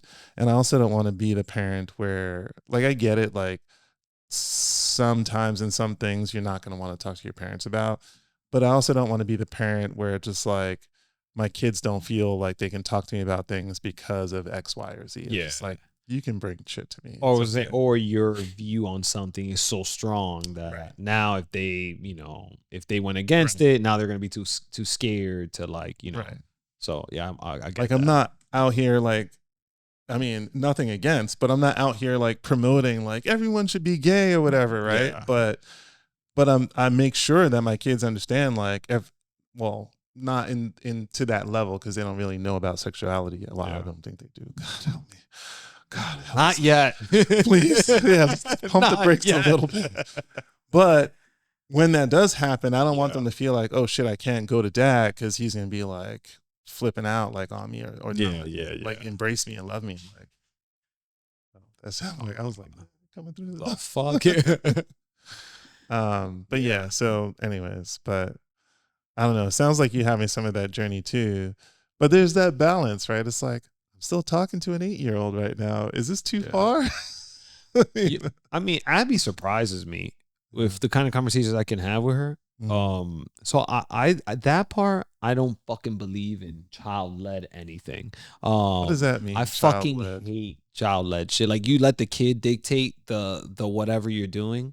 How? In which way? In any way you can think about it. Like, I just don't fuck with it. You're an adult. You're supposed to be fucking leading the way. But kids' input is fine. But I do allow Abby to tell me how much of a mature conversation we're going to have. So I try to let Abby tell me when it's time to have a conversation about something. She like 5 or 6? She's 4. 4? She's about to be 5. Oh, yeah. But she can articulate herself very well, and she understands. And this is my first kid rap. Yeah, my kid's perfect. But she can I guess morality stuff, questions, good and bad questions. We get to have those conversations. And then I'll push it a little bit sometimes, and I'll be like, but how do you know what's good? and I'll let her think about it. Like we talk about like the first one we had was like cops and like bad guys. So I was like, okay. And I'm like, yeah, cops technically they get bad guys and they go, and I'm like, they go to jail. And I'm like, and she kind of understood that. And I was like, but sometimes, Right. I was like, but who's to say who's bad, or who's good? And she's like, what do you mean? So then like I'll like, okay, she's trying to understand it. I'll give her something more. I'll be like, well, what if they think they did it, but that person actually didn't do it? And she was like, well, what happens? I was like, well, I don't know. Like, what do you think should happen? And then like I said, like I'll let her kind of dictate. The cursing, same thing. Like she kind of brought it up. She was like, is that a bad word? I was like, it's time to have that conversation with her. So I'll be like, well, then we'll talk about it. I was like, there's just different word. I don't want to give these words too much power either. Right. Exactly. Right. Exactly. So like I'll curse and I'll be like, adults curse, but also like I know not to curse around certain people. Right. Because maybe it's not, maybe it's not professional. If I'm at work, I have to talk a certain way with my work friends, right? Like I talk to you a certain way. I'm silly with you, but I shouldn't be silly with, So I'll kind of try to explain it to her. And then she'll kind of come to me, and then I'll be like, okay, this is the most she can handle, and I'll stay right there with her. And I kind of, what I'm saying? I kind of let her dictate the pace. But that's so good. That's so good. Yeah. Yeah. Now they have Nerf guns. Yeah, that's awesome too. That's awesome. And they are a lot stronger than I thought they were. Yeah. I was like, shoot my hand with it. And he shot my hand. I was like, damn, that shit hurts, yo. Don't ever hit your sister in the face with that. Because I'll kill you. Oh, they're going to fucking pop each other in the face. You're going to be like, what the fuck did I get these stupid fucking guns? But to your point, there is going to be one day on a regular fucking Sunday where you, Melissa, are going to buy some Nerf guns and they're not going to know. And you're going to be hiding out one day. And when they come in through that door, you guys are going to fucking blast them. And that's going to be one of those days that they're going to talk about forever. That's a word. Right? For sure. For sure. And that's the cool thing with that stuff. It is. All right. That's the best parts about life, man. Yeah, bro. Some of those memories. Yeah. My sister and I, we barely talk to each other now. But bro, how much siblings do you have? I never knew this. You have a brother that passed. Yeah. You have the fighter. Yes. You have a sister. Yes.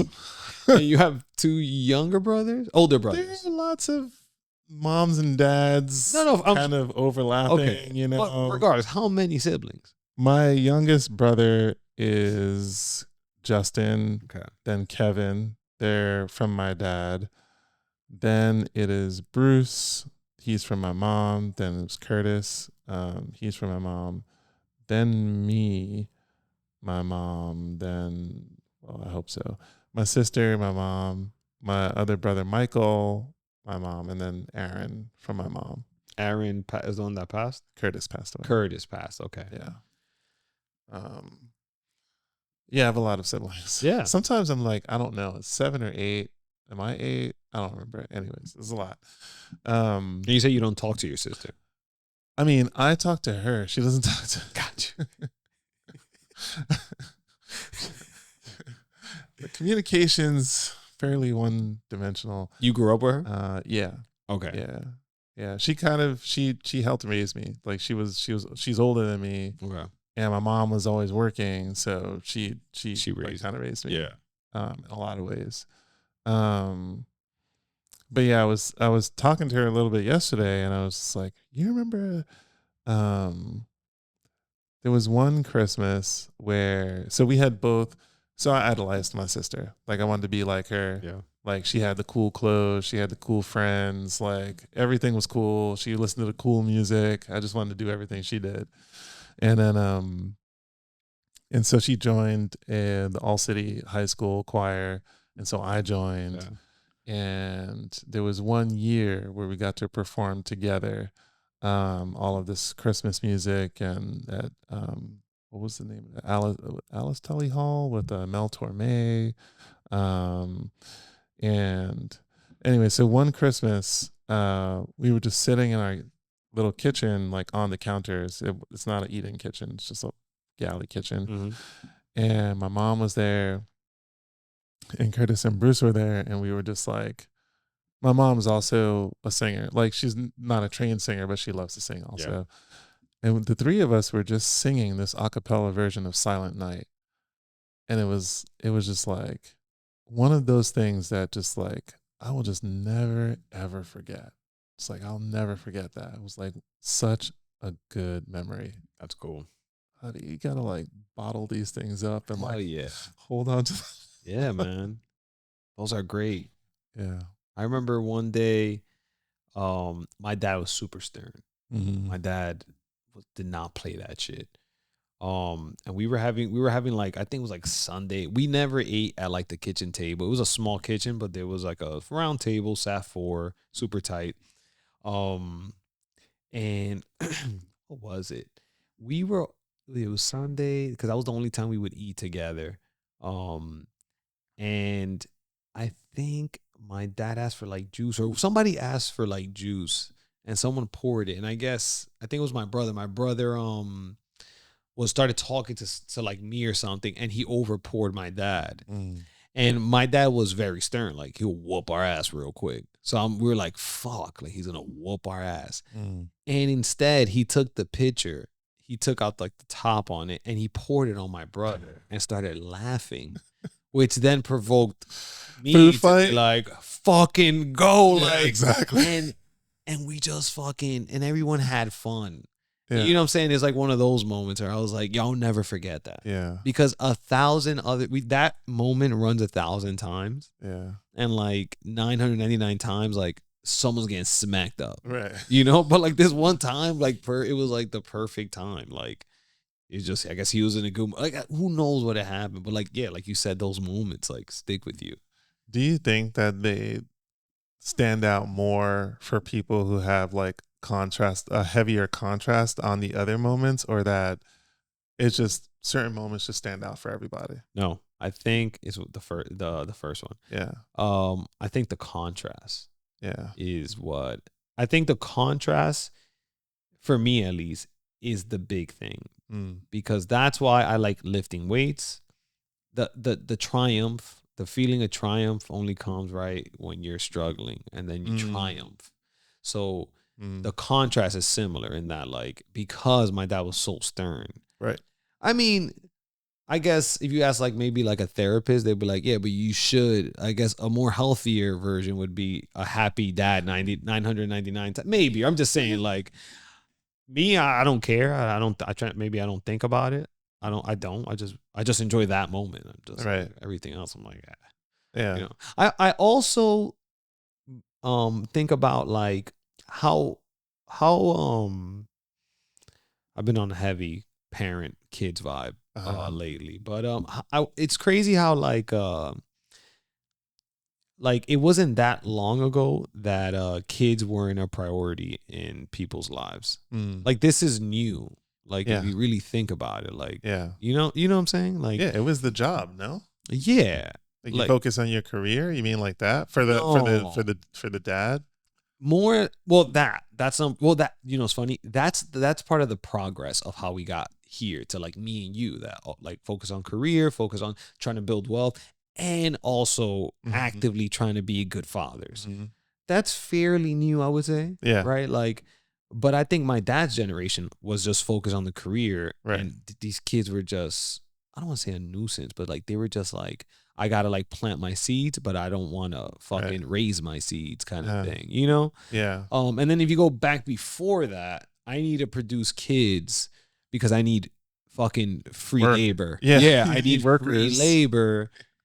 You know, and if you go back even more, you know, it's like these motherfuckers, like everyone's poor as fuck, and these kids hopefully pay off, but like, you know, so it's fairly new. So I guess I was speak to Amaris a lot about this, and I'm like, it's not that I give him, because I don't talk to him too much about it, because I'm like, this is, I guess I don't hold it against him. I'm just like, yeah, bro, like I get it, like, you know what I'm saying, like I understand, like this is the progression if you go down the line of like, it makes sense why you come from comes from another country. He's in fucking. I just think of people. If you like my dad came from another country. Like, think about the personality that it would take for you to just come here with nothing. You're not like most conservative people are. They stayed. They stayed back. Right. Only like people that were fucking out of their mind or highly desperate are the ones that take leaps like that. For my dad, it was coming to the country. For other people, it's different things. But sure, those are the people. And then you expect that personality to then be nurturing. Right. To be right. Yeah. It's not gonna happen. Right. It's just not gonna happen. Did you know your grandparents? Yeah. Yeah. I have in your life. I have I just have one grandma left. Okay. Yeah. So you had like relationships, like you were close to them, or I wasn't that close to them. The one I was closest to, I got to like spend a lot of time with her. Yeah. Yeah. So did you or did you talk to them about your parents? Like, did you ask like, oh yeah, like how the backstory? Yeah. Like, and she used to love like, yeah. And even the one that I have now, she's fucking, I think she's 90 something. Wow. And she loves telling me about like my mom and like my dad. It's awesome. Like giving you the dirt, or like, yeah. That's all I ask for. I'm like, don't tell me like the good things. Tell me about like, my dad being a dirtbag and like, my mom being sneaky, like hiding out, leaving behind their backs and all that. Yeah. It's cool. It's interesting. Like, so, in fact, this whole situation, as you know, you inspired me to do this stuff with my family. Yeah. And I did one with my mom, and like, it was so interesting to hear, because she has told me stories about. So I didn't grow up with my grandparents. They passed away before I was born. But well, almost most of them, except, well, my dad wasn't in my life when I was a kid, so I didn't know his parents. But my mom was so she got into this whole. I was asking her a lot more, like everything that she told me about her parents was just like her choice. Like, she was volunteering information about like, oh, this story or that story, whatever. And then when I was recording, I was asking specific things that I was like, oh, I really want to know about this thing or that thing. And like, man, we got into some really, really good stories that some of them I had never heard before, and some because she was giving me like what was coming from her perspective, it was like choppy. But then it was like all these things got filled in the middle. And I was like, oh shit, like that's why that, and this is why this. And I was like, damn, that's really good. Yeah. But one of the things that stood out to me was like when she was talking about going further and further back, right? So maybe, I guess if we say like mine was like generation 1, 2, 3, 4, like 5 generations back from me. Mm-hmm. What was really interesting was seeing traits that would flow through the family.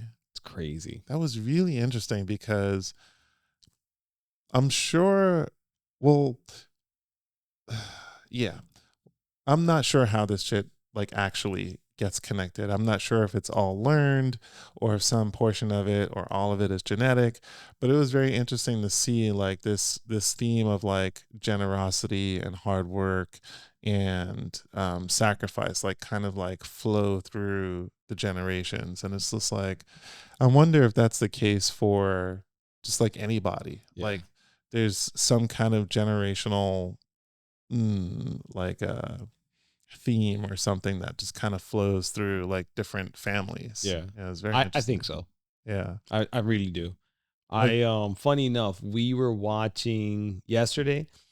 Amaris's mom bought I guess they finally got a DVD player because like we had a DVD of a birthday party of Amaris's mom's mom. Wow. Yeah, in DR. And nice. And it was cool. Like she found DVD players, so like they ordered it and we were able to watch it. Nice. And it's so crazy. Like saying what you're saying, like the mom, Amaris's mom, and then Amaris have the same mannerisms. Yes, stuff like that. Yes, Bro, I was like, what the fuck am I watching? like the Twilight Zone. Like It was so weird. And Amaris's sisters were there, and I was just like, you guys, like, it's one of those. It's like, you mentioned like time and gravity. It hit one of those hit me where I'm like, everything kind of stopped, and I'm like, it's like they're all moving in sync, but like in different timelines. Yeah, right. That's crazy. Yeah. So to your point, I fully believe that 100%, like, it gets passed down. Yeah, It's fucking crazy. So you think it's like a learned thing? I think so. I think it's a survival thing. So I think it's like, hey, these traits allow this person to live Like X amount of time. So like, interesting. so like they don't, I guess, right, I'm just thinking whatever it is, but like they're like, okay, so if this person lasted this long, I was able to reproduce, then let's just pass these on to the next person because they were able to survive and reproduce. So if we give them these genes, then they should, in theory, be able to, reproduce and Natural selection. survive. Yeah, natural selection. That's crazy. And then maybe like that's what happens. I think. That's interesting. But there's something to that. There's some like I wish I could fucking quote the study, but they did say something that it would, like, before the nature versus nurture, they thought it was like 50-50. It's not at all. It's like heavy on the nature side. On the nature side. Yeah, like I think it's like 80% nature. Wow. Yeah, so like a lot of the things you do is based on like your DNA more than like most, before people thought it was like more. It's not. It's interesting because it goes to that question of like, if things are fated, then do we have any choices? It's like, there's this Neil deGrasse Tyson. Yeah. Like there's this whole idea of man, I'm not gonna remember the words, but the idea is basically everything is predetermined based on genetics. Yeah. Like every choice that we make, like you said, it's like natural selection. And so like basically if you don't have choices, this is like the extreme argument, right? Mm-hmm. It's like we don't have choices. Like everything that we do is built on a choice that someone made like thousands of years ago, whatever. And it's like, it's a very interesting thought. Like even when I think about God, I'm just like, if God knows everything, is all knowing, future, past, present, whatever, then do we have choice? Like it's just strange. Yeah. It doesn't make sense. I think about that a lot. It's paradoxical. It's weird. But I don't know. It's like do you get to, like, you don't get to choose the ice cream? That's what I think. Like, you don't get to choose the ice cream. You just get to choose the toppings, but it's a limited amount of toppings. Is that all we get? Like that? Yeah. That's how I feel. That's a good analogy. Yeah, that's for sure. I was like, oh yeah, it's like ice cream. I was thinking of you going down the line, but you get this cup with this amount of ice cream, this flavor, and it's like, just choose your fucking topping so you can feel like, like. Yeah. Maybe, I don't know. Yeah, that sounds right. What, any goals? Yeah. Coming up? Yeah. What are you thinking? From the business side, I really want to. So, one of the things that I've been neglectful about, and maybe it's, the amateur investor in me perhaps, is like, I haven't really. I have a bookkeeper. I'm getting that side of the house in order. We're gonna have clear, as clean as possible books for the business for 2024. And we've already established all of our personal expenses for 2024. We have a budget established. For 2025, what I realized after we did all of that work, is that I am going to make sure that the business is actually profitable. I'm going to make sure that it's actually self-sustaining. I don't want to, after 2025, there is not going to be another dime put into the business that is based on maintenance and not growth. Yeah. If there's money going in, it needs to multiply. It Yep. can't be sustaining. And so I've been very lazy in making sure that was the case. And I don't want it to be that way anymore. Nice. So from the business perspective, that's the strongest one. Yeah. That's a big one. Yeah.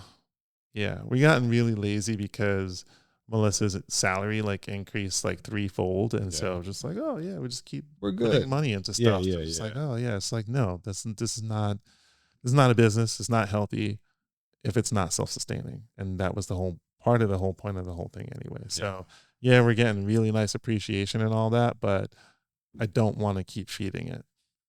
I want to just go to growth. Yeah. That makes sense. But the nearest goal that you might be interested in, sir. What are you trying to do? Spartan race. I've been thinking about it. It's a short one. Yeah. April 27th. Okay.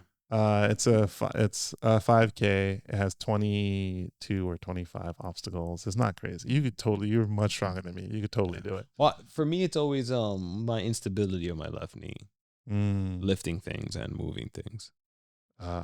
You wear a brace? Yeah. I can, like, for something like that, I would get like I know, like it's there's a brand, Don Joy. It's like a lot of linemen and like football wear it. For something like that, mechanical, very like custom made. I can get one of those. I don't know if it's that serious. Yeah, it will.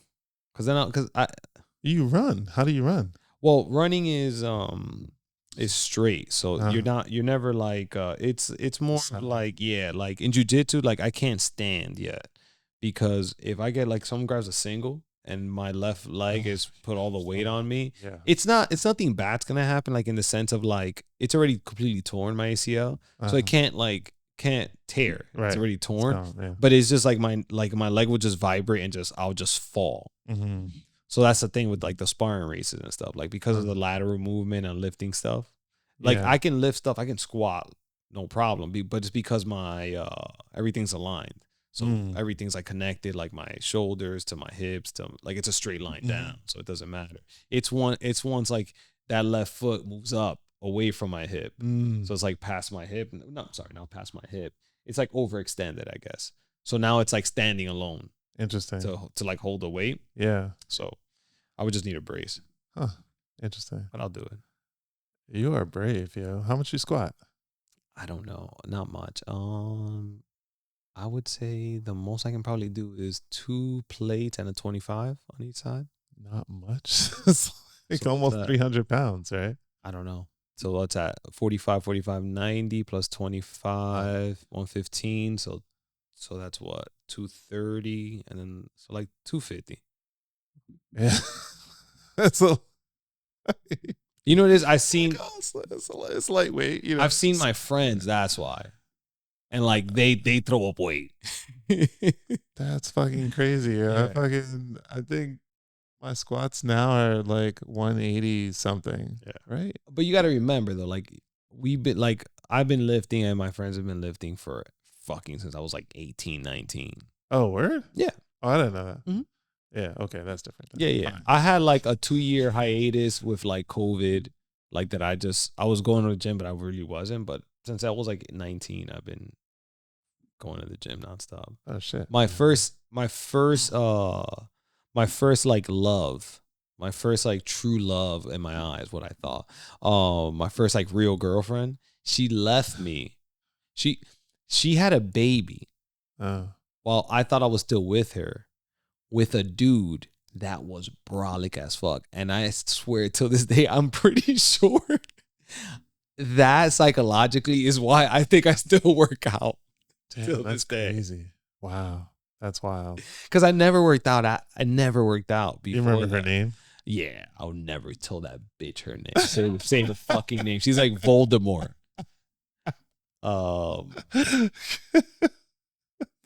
But yeah, the dude was brolic. She did you a favor, yeah. Oh yeah, I mean, she put a chip so big on my shoulder that I still work out. Damn, yeah, that's just crazy. Thank you. Damn. So what do you have coming up besides the half? Yeah, I got the half marathon. Me and the guys are going to triple, maybe even 4x what we're doing. So like we've been in a transitional year. We've credit to us. We've always had the ability to pivot, and sometimes you in this transition, we've done 3 transitions so far. And it's never been a bad move. It just feels like a bad move because you go from making so much to now like dropping. So in your mind, you're like, what the fuck are we doing? Yeah. But this is the things you go through in between when you're in transitioning. But like when we started, we were flipping crazy. And we got to like, I think like 1 year, like 1.4 profit, I think. Like, and that's pretty cool in flipping. Yeah. And then, but you can't just do that all the time. Like, the market dictates what you do. That's just what it is. So, but some people would try to like really like, I guess if I was alone, I think I would be that guy. I don't know if I'll have the capability to be like, to forecast and be like, hey, we got to like regroup. So then we went to the burn method, picked up a shit ton of rentals, and again, did very well. Fucking, it was a great time. So it was like, that's what the market dictated. So, you're talking about fucking burning and pulling out, keeping 20% equity and fucking pulling out 50 grand to your pocket, like all day, we were doing that. And then you're like, we don't want to do this anymore. So then it's like, now wholesaling, it's like, fuck. And then virtual wholesaling in multiple markets at the same time and trying to figure that out. So that's probably been the hardest transition that out of the 3 that we've done. That's by far been the toughest one. I'm not going to lie. And finally this year, I figured it out. Like, I don't know. It's just reps. Figured out the wholesaling or a new pivot?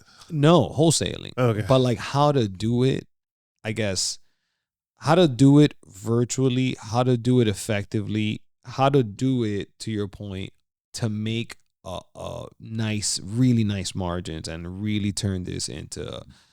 So the goal this year is to try to get to $500,000 in profit for wholesaling. And then I think by 26 we should be able to turn it back to a 7-figure. I think we can go more than I think we're going to end up higher than the 500 that we're shooting for. The thing is that I don't consider flipping in that thing and Airbnb. So I think what stops that is the fact that we're going to take some that we really like. I'm like, fuck it, we'll flip them. Like, you have to. So that's what kind of causes the wholesale to suffer a little bit. But the bottom line still shows up like in the green because these are flips that later on you see. So I'm excited. This has been like the hardest. This has been the most effort I've put into freedom. And I'm starting to see now not the finish. There's no finish line, right? I'm starting to see all this, trying to figure this out and just the managing and just fixing. It's just it's a lot of things. And to wholesale at a macro scale, you're dealing with like at any point 10 transactions at the same time, and there's no training for that. Like, you know what I'm saying? Like, you just fucking, I would wake up sometimes and I'd be like, I don't even want to do this. Like, but this is just, I know this is part of the game and all that, but at the moment you're like, fuck this shit. And I finally got to a point where it just clicked for me. I wish I could explain it. But I know for sure, for me, the thing is, I oversee sales. I do dispo, and then Amaris does transactions. So the thing is, I see these things from A to Z. So I don't get a break. Everyone else does. You know what I'm saying? So like Ryan, he's kind of like, he needs to keep a little back from everything. He plugs in whenever like we need, like there's a gaping hole. Like we need someone to stay in like Airbnbs right now because like we don't have a system for that yet. So like he has to be the one to sacrifice and stay in PA for like a month until everything's set up, you know? Michael's doing the marketing, so Michael gets some kind of I don't want to say break. He's everyone's working hard, but in the sense of like some separation from the deal, Right. right? He does the marketing, and then the system goes. There's a handoff. Yeah, there's no handoff for me. Right. I have my hands on everything. Like Yeah. me and Michael will talk a little marketing. Then me and Ryan talk all the time. It's also because he's a good friend of mine at this point. So like we just talk, and we just end up talking more real estate. Jaggers, me and Jaggers talk every single day. And then Amaris lives with me. Right. So I was just getting overwhelmed with like, I was like, I don't give a fuck. Like, and it's just something clicked. I don't know what it was, but now I'm excited, and like the CRM we're using keeps KPIs for us. That was another thing. Trying to keep manual KPIs is so hard. Yeah. At scale. Fuck yeah. Bro, it's so hard. You don't want to be fucking around with spreadsheets. Oh my God, yeah. And that's not me, man. Like I'm not a fucking like I'm not sitting in front of your computer guy. Like I'm a talker. Like I need to be out there talking to people. That's when I'm most effective. So figured it out.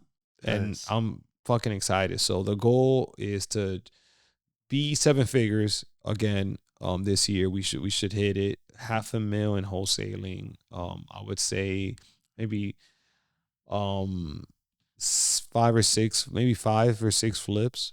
Let's say at 60 grand. Oh no, low end. 60 grand at the minimum. Yeah. In theory, we rather do an out of level, but like at the bare minimum, making at least 60. So let's just Jersey or anywhere. I would anywhere, as long as the numbers make a lot of sense. Do you have a team, and what was it? You were working out in Tennessee or Tennessee, Florida, Sarasota area, right? Yeah. Tampa, Sarasota, St. Pete, and then Tennessee, Jersey, and then PA right now. And we're gonna enter one more market. So you would do a flip in any of those markets? Yeah. If the numbers make sense. Yeah. But you have resources in those markets to get pull it off. Yeah. So that, and then Airbnbs is like, I guess what we're really chasing now. So we're trying to get to 10. I think right now we have 5. In PA and Florida, and the shore house. Yeah. So I mean, we want to get to 10, package them up, and see what we can do with them. You want to sell them? I think everything we do is with the mindset of eventually sell. Okay. Yeah. So I have a question. Yeah. With your experience level in like digging, this would be interesting. Do you still feel like networking is very helpful? And if it is it for a specific thing like fundraising or specifically for Airbnb? Or do you feel like networking in general is still a good idea? Like, do you try to stay connected to groups? Yeah, I don't ever do any networking looking for something, because I think if you do that, I feel like you might be looking for a $1 million raise, and you disregarded the guy that had 10 mil to give. How? Because you're so honed in on the 1 mil guy. Like someone told you that guy has $1 mil to give, so instead of meeting everybody, checking who you bond with the most, who you connect with the most, you went after that 1 mil guy. Meanwhile, you had a fucking whale here who just so happened to love all the things you love. That would have been the easiest 10 mil raise of your life. But because you got so fucking tunnel visioned with this guy, you fucked it up. So that's fair. Yeah. But do you still like, the reason why I'm asking is because like I feel like I don't really, this might sound really bad, I don't know, but I kind of like, I don't see a huge value in networking anymore. It's like when I first started, there was so much to learn. Actually, that's kind of shifting, and that's why I asked the question about the focus. It felt like there was a ton to learn, right? And it's just like now, like with what I'm doing, again, it feels boring. It's like it's not juicy anymore. For me, the next thing is gonna, like, I'm thinking about putting all this shit together, selling it 1031 into something bigger. Yeah. And that means going into commercial And that means that I would probably need to network again, because now I need to learn a whole new skill set and understand the financing and all the other things that happen. But right now, when it comes to like small multifamily, I'm just like, See, that's what I'm saying. Don't even look at it like small multifamily. Just talk to people. I do. I enjoy talking about real estate a lot, but that also means like going to an event takes effort, right? Like I went to my friend Jake's event 2 weeks ago. It was 8 in the morning in Boonton, which is not 20 minutes from me, but it's like 8 in the morning. Yeah, and I'm like, I gotta wake up, I gotta drive my ass over there, and I gotta be ready to talk to people. And I hate being up in the morning. And I was just like, is this helpful? Is this still helpful? It's fun because I just like talking about real estate. Yeah. But I don't know if it's actually helpful. And then the other thing is like, if I'm not getting help, then I want to help other people. And this goes back to the whole thing where it's like, I'm trying to like give people all the gems that I can for free, but no one's doing anything anyway. And it's kind of like, is this why bother? Yeah. The ROI seems just low for you is what it sounds like. Yeah. I mean, I that part I get. But I still think there's something to it. And like I said, zero expectations. You want to make it convenient, like that 8 a.m. shit I won't do, But I think there is still something to, I just feel like indebted to meetups too. That's the thing. Like I got to meet you in a meetup. Like I got to meet Ryan in a meetup. Like, so that's another thing too. Like you don't need much. If you can get one relationship in 5 years, I still think. In 5 years, damn. I still think it's worth it. That's your long game mentality. That's what it is. Yeah. It's just like, one relationship in 5 years. You know what it is? It's just, and like, I'd rather work with people that I like. Yeah, for sure. Some people keep it more professional. Maybe that's why I'm not like a fucking multi-billionaire, because I'd rather just take it easy, work with people I like, as opposed to just be a shark out there. Like that's not me. I'd rather work with people I like. Like right now we're doing way more private. I don't think we even on our flips right now. I think it's all private money, and it's awesome. Yeah, it's our buddies. Yeah, like giving us the money to like do these things. Yeah, like it's cool, and it's through meetups. We met all these people through meetups. Yeah, and it's just like building relationships, and then it's like, yeah, let me call this guy. Like, check if he wants to like do it. That's what's up. That's what, and but it's meetups. That's what it is. Like, and again, I wasn't looking for it.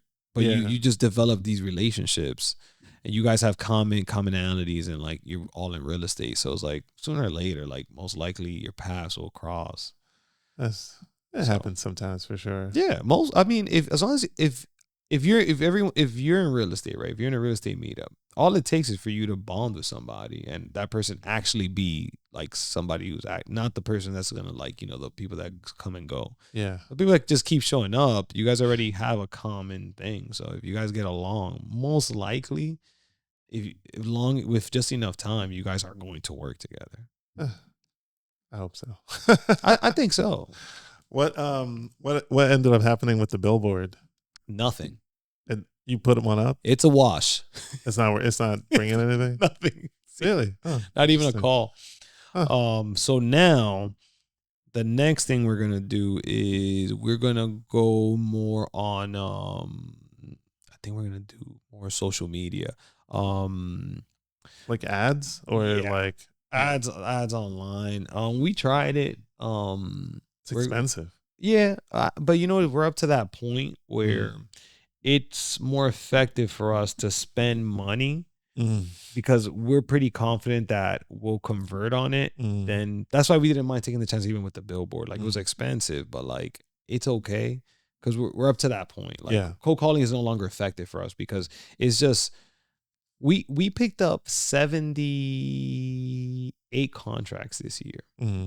So the thing is, if you want to 2x 3x, you can't say you're going to go from 78 contracts to 160 because right, we'll get you here, that book, right, we'll get you here, won't get you there. It's like you can't, that was all hustle that we got all those contracts. Like you can't hustle your way to double and be fucking sane. Right, you got to do something different. So we have to get better leads, like everything has to be better and maybe stay at 78, but like more quality, bigger margins, and close more, right? Just because we picked up 78 doesn't mean we close on 78. So those are the things you want to work on. One of the best ways is like direct mail is pretty effective for us. We've seen like the spreads are larger in direct mail and it's less effort because people are calling you. Mm-hmm. We had a conversation with a guy that we might work with, and he brought up a great point. He's like, direct mail is not, it's not, what do you call that? Direct mail is outbound, not inbound. I was like, what do you mean? They're calling you. He's like, no, you're mailing them. And he's like, and then they call you. It's outbound. I never thought of that because anytime someone's like, what kind of inbound marketing do you do? I would consider direct mail always as inbound. Okay. What's an example of inbound then? Because they have to know who you are, first of all. So an example of inbound is something like an ad on Facebook or something. Because because with direct mail, let's say your neighbor wants to sell, but I only sent you a mailer. That's the problem. Your neighbor wanted to sell, not you. Mm-hmm. But your neighbor's never going to know. Right. So what you want is something more like, like an ad like that. I'm just the Facebook ad is just one of the examples, but yeah, because now like a broader if you call that ad, billboard is similar, right? Like I'm not reaching out to anyone specific, but if someone were to call that ad, it's not because I mailed to you. It's not because I reached out to you. Right. You called me. Right. There was zero intention of specifically targeting you. Right. So that lead is most likely going to be way hotter. Gotcha. That makes sense. So it's like the next level of direct mail. Like if someone calls from direct mail, I'm like, this motherfucker's ready to go. He picked up my card, whatever. If they call us from one of these things, it's like, I didn't even target you. That makes sense. I got it. That's what it is. So those are very expensive though. You're right. Yes. But you all don't do,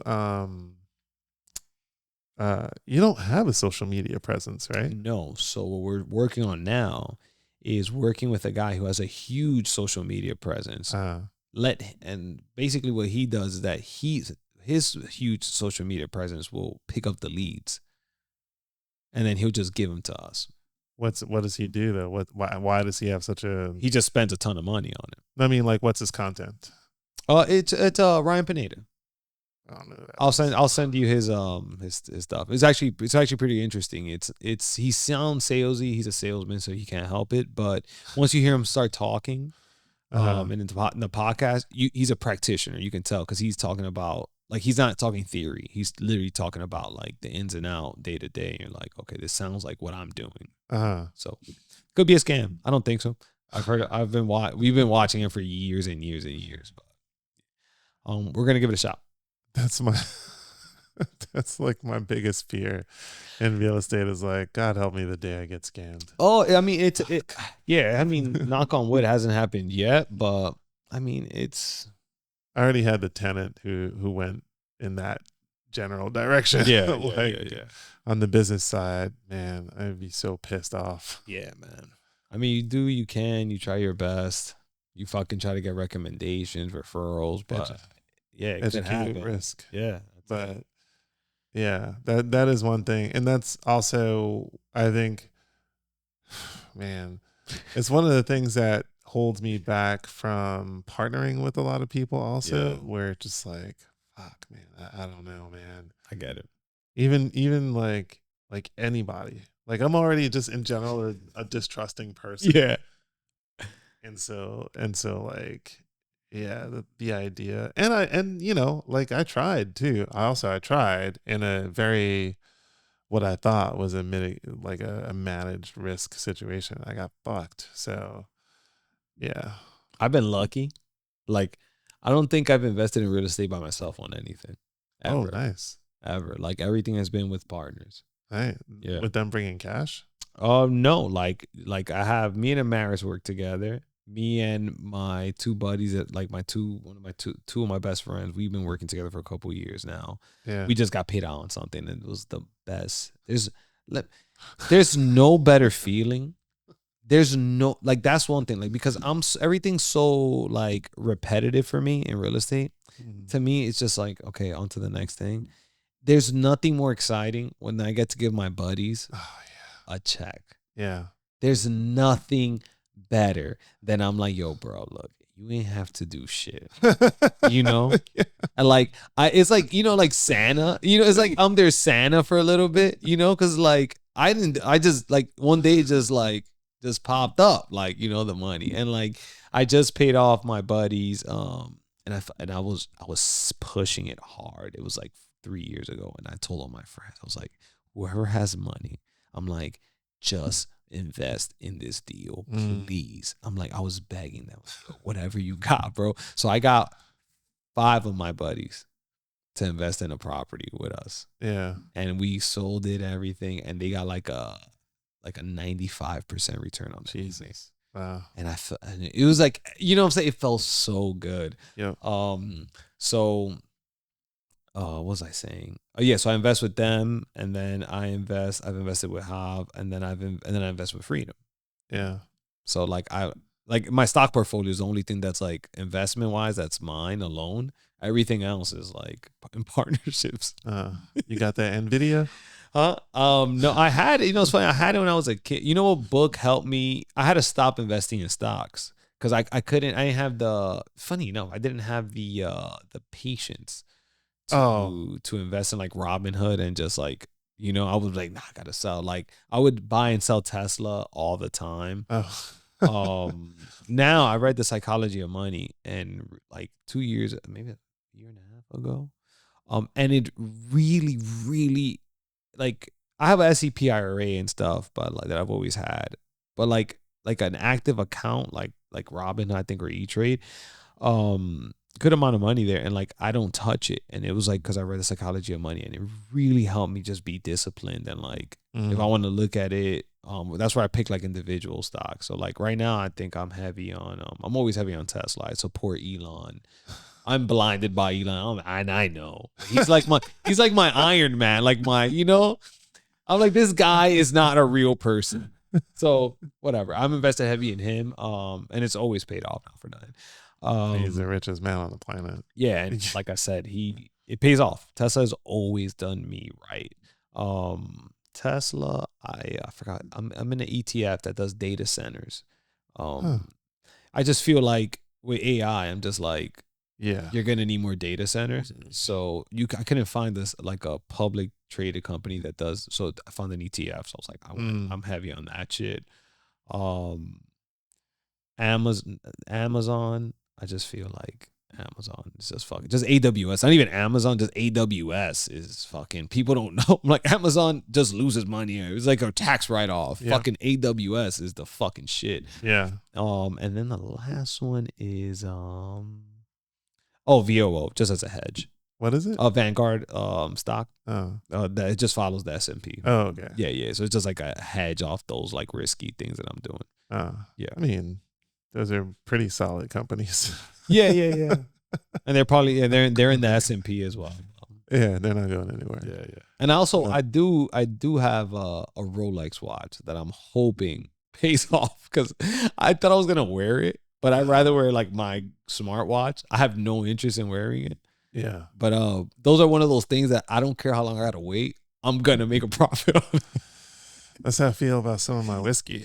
I'm just like, I'm never gonna drink this because it's just for money. Yeah. Like, I don't even care. Yeah. Wait 25 years. I don't care. Some of these bottles, these guys buy $40 a bottle, whatever, like 30 years ago. They're selling for like $6,000 now. That's like, crazy. I could wait. Yeah. Like, I don't that's a crazy ROI. Yeah, it's ridiculous. It's stupid. That's crazy. Yeah, but it's funny that you mentioned like writing checks for other people. I wonder if a lot of investors feel that way, or if it's just a few of us where, like, I was trying to explain that when I was doing the that streak of live streams that I was doing for like a month. Yeah.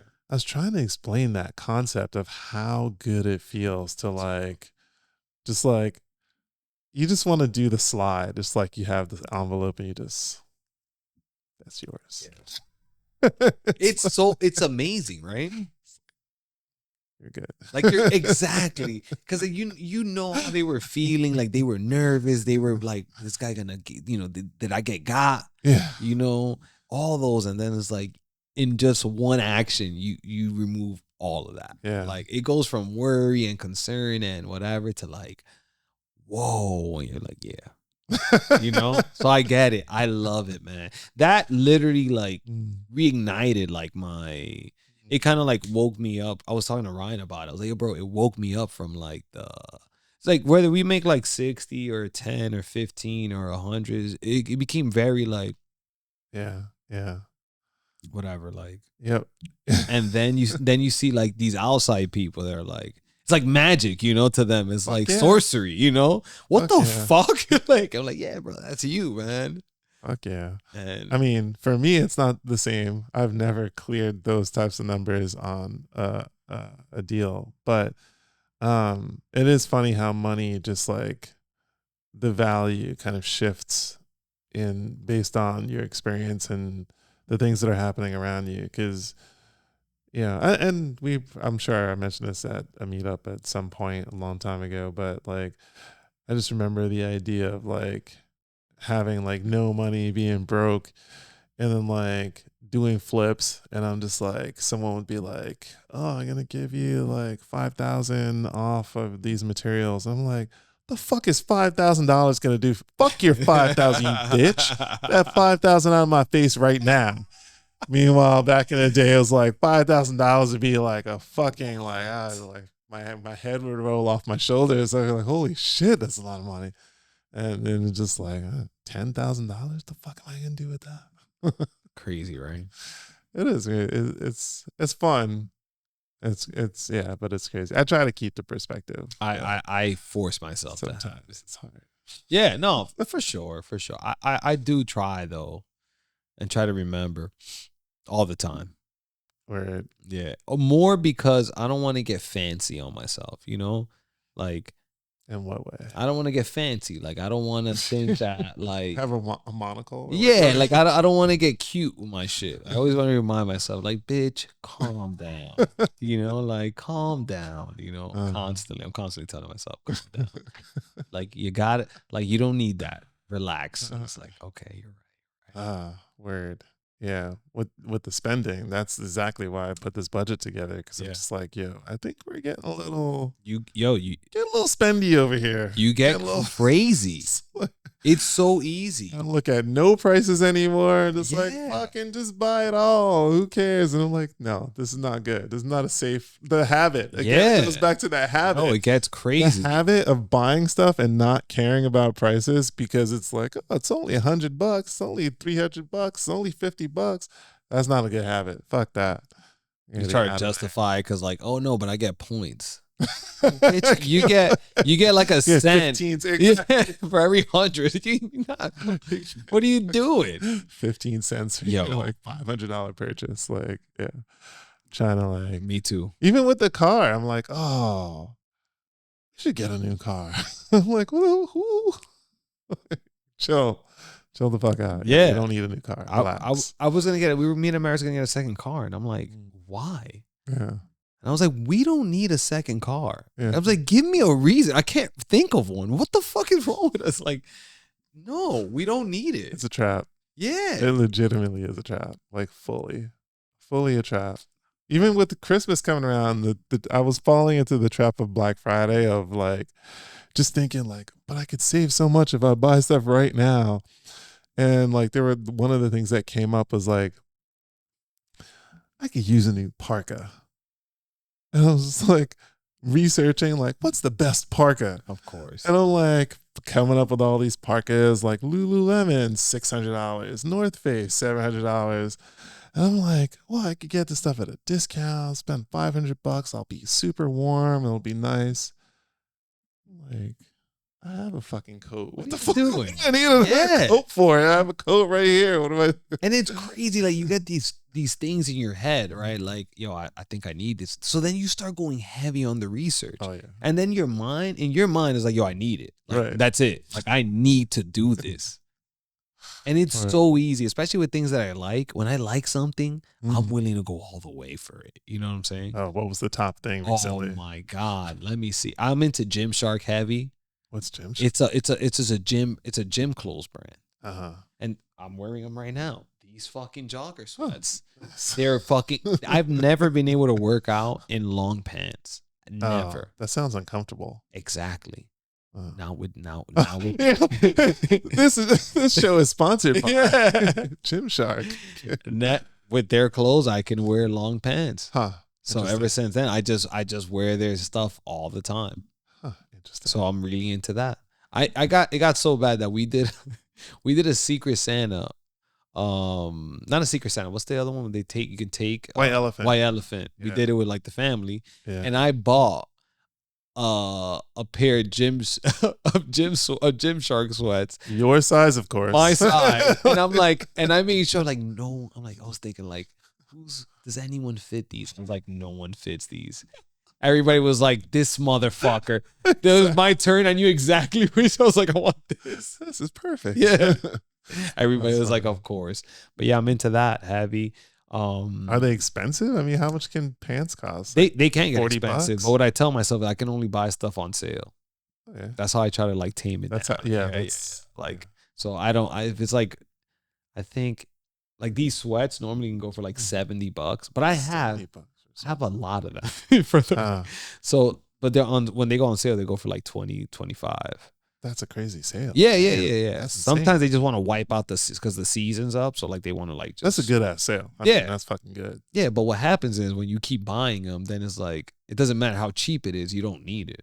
Right. Yeah. That's at a certain point you get caught up. You have 40 pairs. You know. Yeah. I also get crazy with supplements too. I like trying new supplements. I like to get my blood drawn and then seeing like, ooh, like I need zinc. Like let's go look up zinc.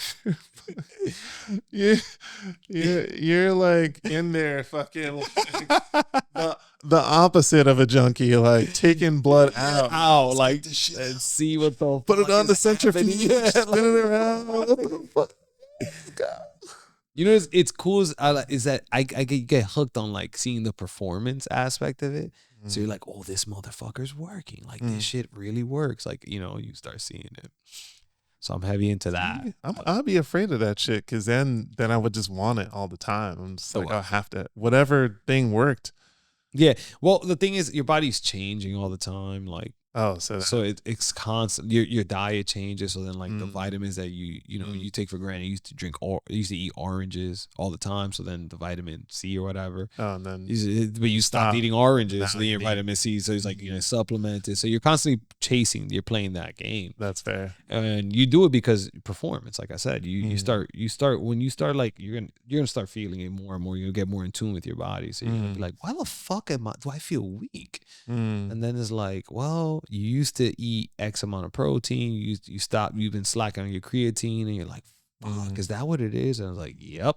Interesting. And but you don't realize it. Like you take creatine. I don't know if you do, but you should. If you don't, not yet. You should.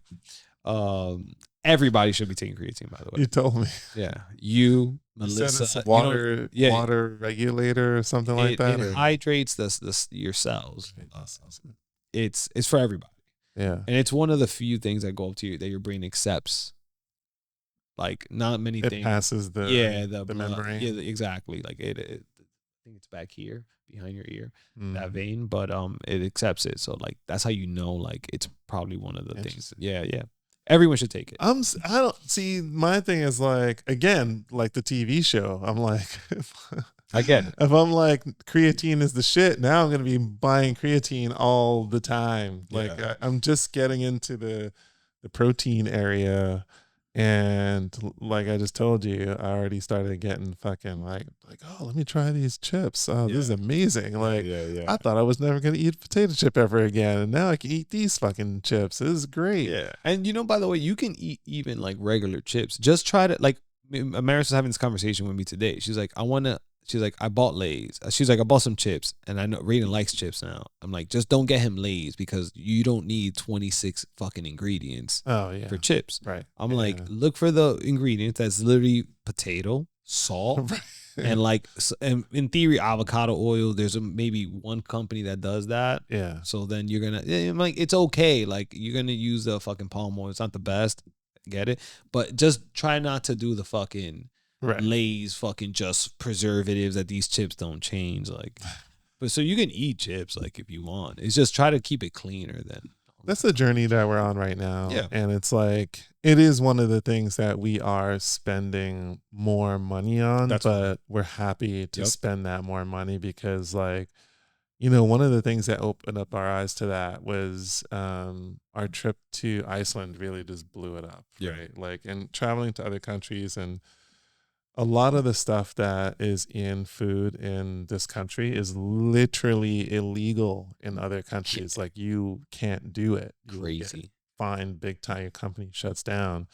And it's like kind of scary. Yeah. You know, it's just like, what the like, what is actually, well, I don't know. I mean, I'm not a huge conspiracy theorist, but I do believe that it's an evolution of like the cyclical thing that just that got started with one idea, probably greed, and then just keeps getting worse and worse and worse, where it's just like, you know, I think sugar was one of the examples where it was just like, back in the day, a long time ago, people would use like molasses, and they're like, well, let's make this easier to ship or whatever, make more money.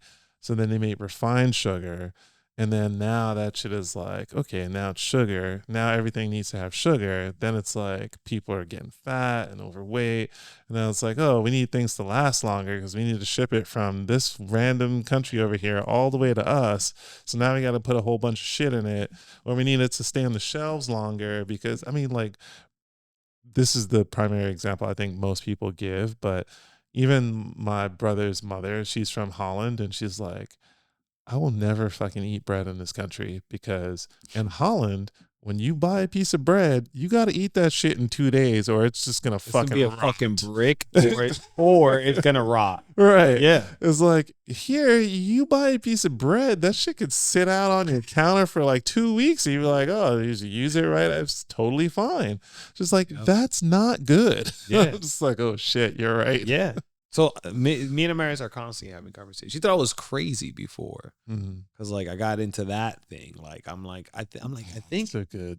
It's, you know, the best thing to think about it. And she's like, yes, Ronnie. I was thinking, like, just think of the apple. I told you about it. It's like, that's the easiest way. I always tell everyone, like, could try to be as close to the apple. Apple slices, apple juice, apple pie. Yeah. Like, the further you are from the apple, most likely the fucking the nastier shit is gonna be. The apple pie, you're no longer eating fucking apples. Right. Apple juice, your body's not used to fucking getting. You're drinking sugar, 1,000 apples. Right. Like, you know what I'm saying? Like, your body's like, yo, I can eat apple, even if it's like organic apple juice. Like, you're still eating. Right. You're eating 1,000 apples. Like, just eat the fucking apple. Right. And there's like a little bit of juice in it, but like, apple juice is gonna fuck you up. Yeah, and then what's crazy is like you know, for what I believe is like all that stuff then feeds into the health side of it. Yeah. And then the health side of it feeds into, again, the money machine of all the drugs. And it's like it's crazy to me that, like, I have friends and I'm not gonna, like, you know, step on their toes or anything, but like, because I don't know what's worse, honestly. Like, friends that have been like crazy overweight, like 400 pounds, and now they're just fucking like shooting Ozempic every day, and now they're like, they weigh a normal amount, but it's like, now you have to like shoot this drug in order to weigh what you should just normally weigh. It's crazy. It's weird. Yeah, it's just like that. That's not good. It's weird to me. Like, I don't know. Like, if you're extremely overweight, I get it. Like, yeah, like, you're gonna die from being that overweight. Yeah. Take that shit. Right. I don't want you to die. Right. But then you got the people that are like just doing it, and then I'm like, bro. But I'm like, I try to understand, but I'm like, nah. Like, I don't know. That's not a good look. And I think, and then you want the lifestyle of it. Like I'm biased clearly, but like I like that it all interconnects, and like I'm barely sick. Mm. You know, I'm like, it's not a coincidence. Like I'm fucking taking like 12 pills worth of vitamins to supplement what I know I lack in, and then I barely get sick. You know, it makes fucking sense. It's not rocket science. Like you said, it's all connected. And one thing too is like, I'm also not I don't know if maybe it's, I don't know, but I truly think your physical, like I think if you want to help with your mental, you got to do something physical. If you want to do something, like if you want to help your physical, you got to do something for your mental. I don't know if the way you fix your mental all the time, and of course, right, there's like therapy that tells me the opposite of what I'm saying. But like if you wanna, like anytime I'm struggling to solve a problem, if I just do something physically exhausting, it tends to help me with my mental, whatever I'm trying to figure out mentally. And if physically I'm being a little bitch, normally I just need to work on my mental, and that kind of gets me over the hump physically. It's So, almost like like the initial push. The initial push is like the opposite thing. yeah. So there is like a Totally. mind body connection. And also, I wonder if it works the other way around. So the physical, I know for sure, like the mental is definitely can be the spark to get the physical stuff going and to get it in the right, like fix things in the physical space. It can also be the limitation though. Yeah. Right. It's like people, like I freaking, after I like strained my back doing trap bar deadlifts, but again, like having this mentality of I just need to work through it. So I worked through it, and then I lifted 300, and I was just like, and when I lifted it, I was like, this is fucking heavy. I was like, this is really heavy. And then I was like, I was supposed to get one more rep in, but or one more set, which was we were doing like 1 rep sets. Yeah. We were like PRing at that point. Yeah, so, right. that's what I was working on. Yeah. And I was like, could I just do more? And I was like, let me raise it by 5. And I was like, let me just see what happens if I raise it by 20. No, 15. And I was like, all right, let me just throw 15 on there. And I literally, like, when I was lifting it up,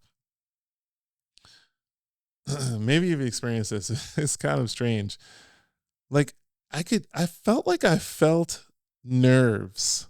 Like, I felt the nerves in my legs saying, like not just muscle fighting to lift it. Like, my nerves were like firing extra stuff to like, you Compensate. fucking lift this. Yeah. And it felt like electricity. Like, I felt like this just jolt, and I was like, fuck yeah. And I lifted it up, and I was like, I can't believe I freaking just did that. That's amazing. But like, That's cool. I think there's a definite, because the physical part of me, when I hit the, I don't know what you call that space where you're like starting the strain, but my legs were like, this is not happening, dude. Way, bro. Yeah. And I was like, fuck it, I'm gonna make this happen. And it was like my brain was just like, yes, go.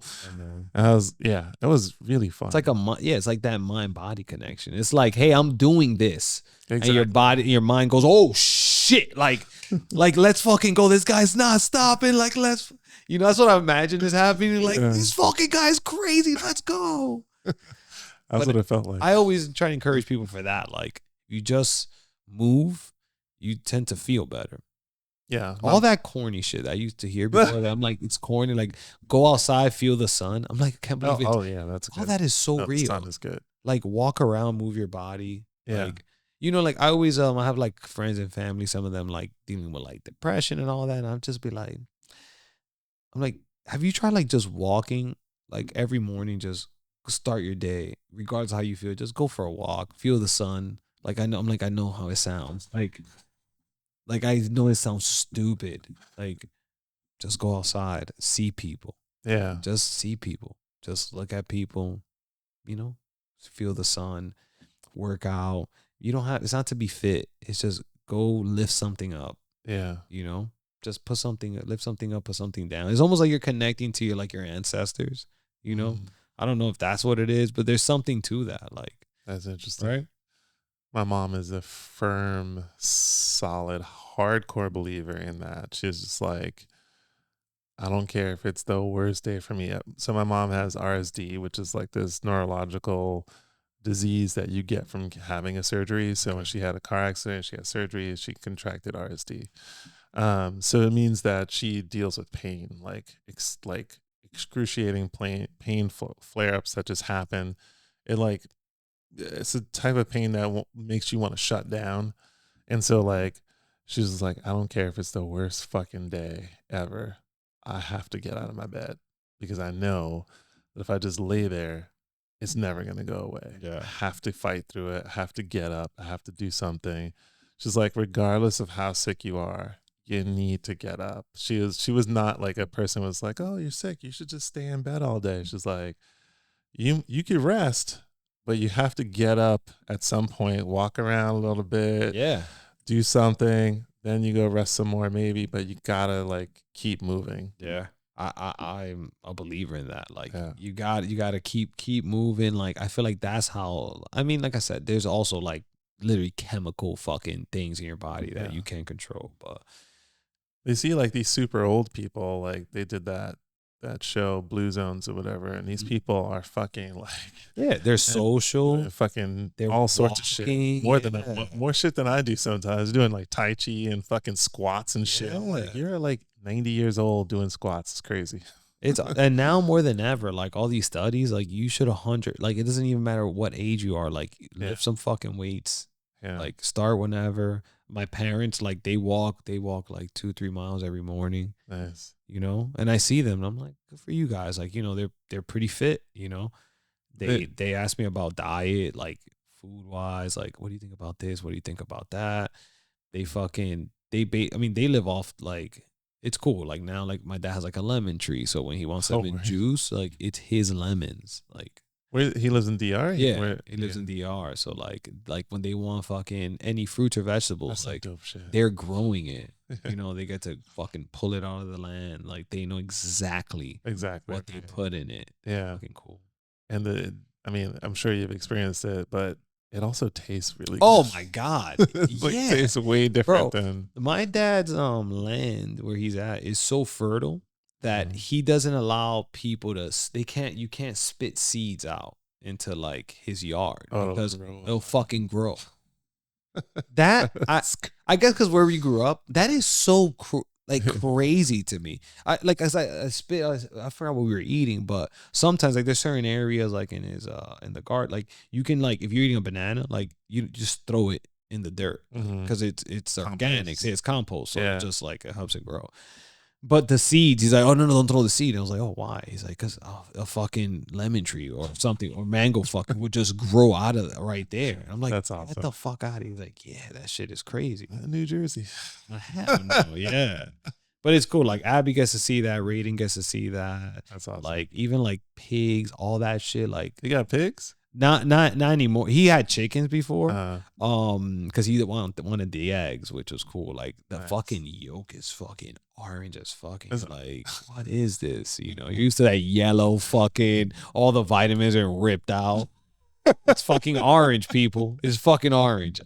He had chickens and he left them for Abby because Abby liked, so he lost it. But then he was like, they were fucking destroying his thing, so he got rid of them. But even when, like last time we cooked a pig out there, it's like big. We got to like go to the farm, and like choose which pig we wanted. Like Amaris's mom took me. I was like, she's like, I'm gonna go pick the pig. I was like, what do you mean? Like it's so like this is so odd to me. Like, but this is what how it should be. Like this is. And then she was like, yeah, you want this one. This one's like not too mature. Like, and I was like, oh, okay. Because this is how she grew up, And I was like, so what happened? Like, do we have to kill it? She's like, no, you don't have to kill it. I was like, I'm just asking. But yeah, like we got the pig, like, and she fucking, I have a great picture of her. Yeah. I'm going to do a podcast with her too. I'm excited. She has a fucking wild story. She had 23 siblings. 23. Shit. 23. Different parents? No. Holy shit. 23. Dude. That's wild. That shit is crazy. So I can't wait for her podcast. She has fucking wild stories. But it's just a cool picture. She's like this small, like older lady, but badass. And she's cooking, like she's like in this old school, I guess you call it a fucking, I don't even know what the fuck. It's like it's not a brick oven. I don't know what you call it. But some contraption with some heat where the pig is like, you can fucking cook the pig. And then she has this thing like to make like, I guess, stew, I guess. It's like fucking humongous, taller than her. And she's fucking, and it's like, it almost looks like a cartoon where like, the cartoons are in the shows and they're throwing everything like socks or like whatever, like, but it looks like a version of that where she just, and then she makes, and then it tastes so fucking good. That's awesome. It's like, I took a picture. I was like, it's cool. It's like Abby's running around and it's her like with a spoon, like bigger than her and fucking pig. It's cool. That is cool. Yeah. I was when I went to Guyana with my dad. Yeah. My cousins have a farm there. Actually, he recently passed away, but they had they have pigs, they have other small animals. And one morning we were supposed to they were supposed to slaughter a pig, and I was like, I want to be there. I want to see this shit go down. Because like I used to be such a bitch when I was, well, I guess I kind of still am when it comes to food, and it's just like I'm definitely, I've come a long way. Like, yeah, when I was like when I was a kid, my mom's fucking eating like cow hooves and fucking like turkey necks and shit, yeah. And I'm just like, the fuck is this? I'm good. Yeah. Like, I don't want any of that shit. What are you talking about? Even when she was, even with oxtails and sometimes curry chicken, I was just like, I'm not eating that. And now I've progressed into this place where I'm just like, I can eat a lot more of those things. Mm-hmm. And even with fish, it was just like, and chicken too, it was always a fillet, always, yeah. right? And then now it's like I want to respect the food more, and like the life that was taken to give to me to be able to nourish me. And it's like, I should be okay with understanding like this thing had to die for me to eat. Yeah. Right? And so I'll eat a whole fish. I'll eat like, like I think it is, if people had more experience with catching, killing, growing their own food, then they would have a different respect for it. Like, people are just like So scraping plates into the trash. Like, oh, fuck it. Like, isn't that funny that like you would think like, because I agree with you fully, but you would think that it would that wouldn't be the case, like, because you saw like you had to kill it and all that, you wouldn't have that. But I think it's not, you gain an intimate connection with the thing. Yeah. But like we're just so disconnected from that process because we just fucking super far away. Yeah, we're so far away from it.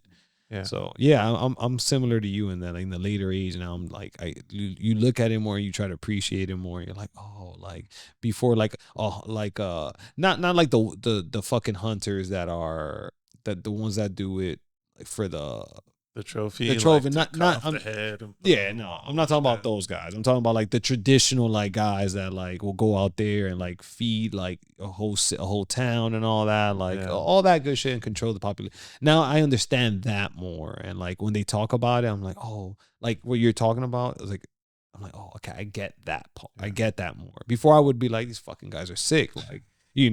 But it's like, and then I think Joe Rogan had one of the guys on. It's like, motherfucker, what do you think is happening with like you think like chicken, all the chicken you buy every fucking week, you think it's just like, where do you think it comes from? It's right. Like, oh shit, that's true. Like, yeah, shit it used to be alive. Yeah, it was a fucking chicken. That's why it's called chicken. Cheap. Yeah, flopping around. Thing, they're gonna by a neck, giving a whole spinneroo. Like, that's what happens,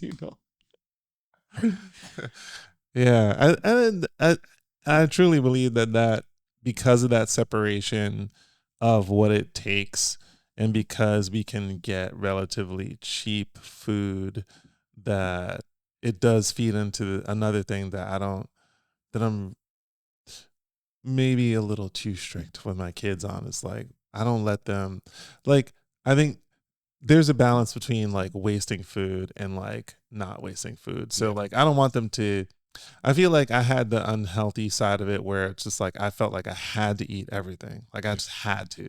And I don't think that that is necessarily the uh, the best way to go about it, Yeah. because I think that that led to me like getting over, not overweight, but like just eating more than I needed to eat. Yeah. So it's just like you should, if you're full, you should probably stop eating. Yeah. But at the same time, it's like my kids will do this shit where it's just like they're eating and then it's like, oh no, I don't want any more. I'm good. And I'm just like, all right, you sure? You good? Full? Yeah, full. Put that shit away, whatever. Oh, can I get a snack? Motherfucker, a snack is for a time when you're In between. you've eaten a meal and now it's later, but the next meal's not coming, and now you have a little something. A snack is not a guaranteed thing that you get after dinner. And they've gotten to the point where it's, well, not they, like my son will eat everything on the planet. Yeah. And my daughter is like, she'll eat like 4 bites of her real food and then she just wants snacks for the rest of the night. I'm like, no. This is why you're so freaking skinny. Like, you need to eat some real food here. You know what I did to Abby? That? She was playing that game. I I told her 2 things I do with her, because she would do one thing where she would ask for more food and then she wouldn't eat it, and that drives me crazy. So I told her, I'm like, if you ask for food and you don't eat it, I'm like, now you're gonna force me to force you to eat all your food. Don't play this game with me, because I'm like, I'll sit with you. Yep. The whole fucking night. Yeah. And she knows I would, so Yep. she'll whatever. The second thing is same thing with the snacks. What I started doing was I put the plate, instead of throwing the food away, I put the plate somewhere, and I'll be like, okay, like, you hungry? I'm like, finish your food. Yeah. But it's the games, man. And I was gonna say, then a marriage. Yeah. I'm like, you are eating this for the next 15 days until it's done. I don't give a fuck. Like, it's breakfast, lunch, and dinner for you. And then Melissa's like, yep. But she has to eat something. Can you just let her eat? And I'm just like, no. Why come on? That's like, why so funny, bro? Why is she gonna eat like freaking pretzels and shit? And there's like a plate of actual food here. It doesn't make any sense to me. Now, this goes back to the thing. I always think about it. Like, am I like this because in my house, there was like, the expectation was you're eating all your fucking food, whatever's on your plate. And I always even go back, like, is it because my dad was like, motherfucker, I didn't even get a guaranteed meal every time. So the fact that your bitch ass doesn't want to eat all the food is crazy. So then, like, then we now like go to our kids and we're like, motherfucker, you get unlimited amounts of food. Word. And now you're not being grateful. Word. So like it's just so crazy how like one thing leads to another, leads to another, leads to another. I think about it.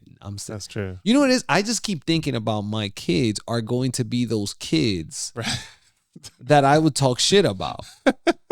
And it's like, I understand it now. Word. Yeah. So we actually literally, it's so stupid, but we so the times in our house where we always had food. Yeah. Right. Because there's always like, you can get food somewhere, pantry, a fucking white box, no frills, whatever. It wasn't always food you wanted to eat. And that was the same here. Yeah.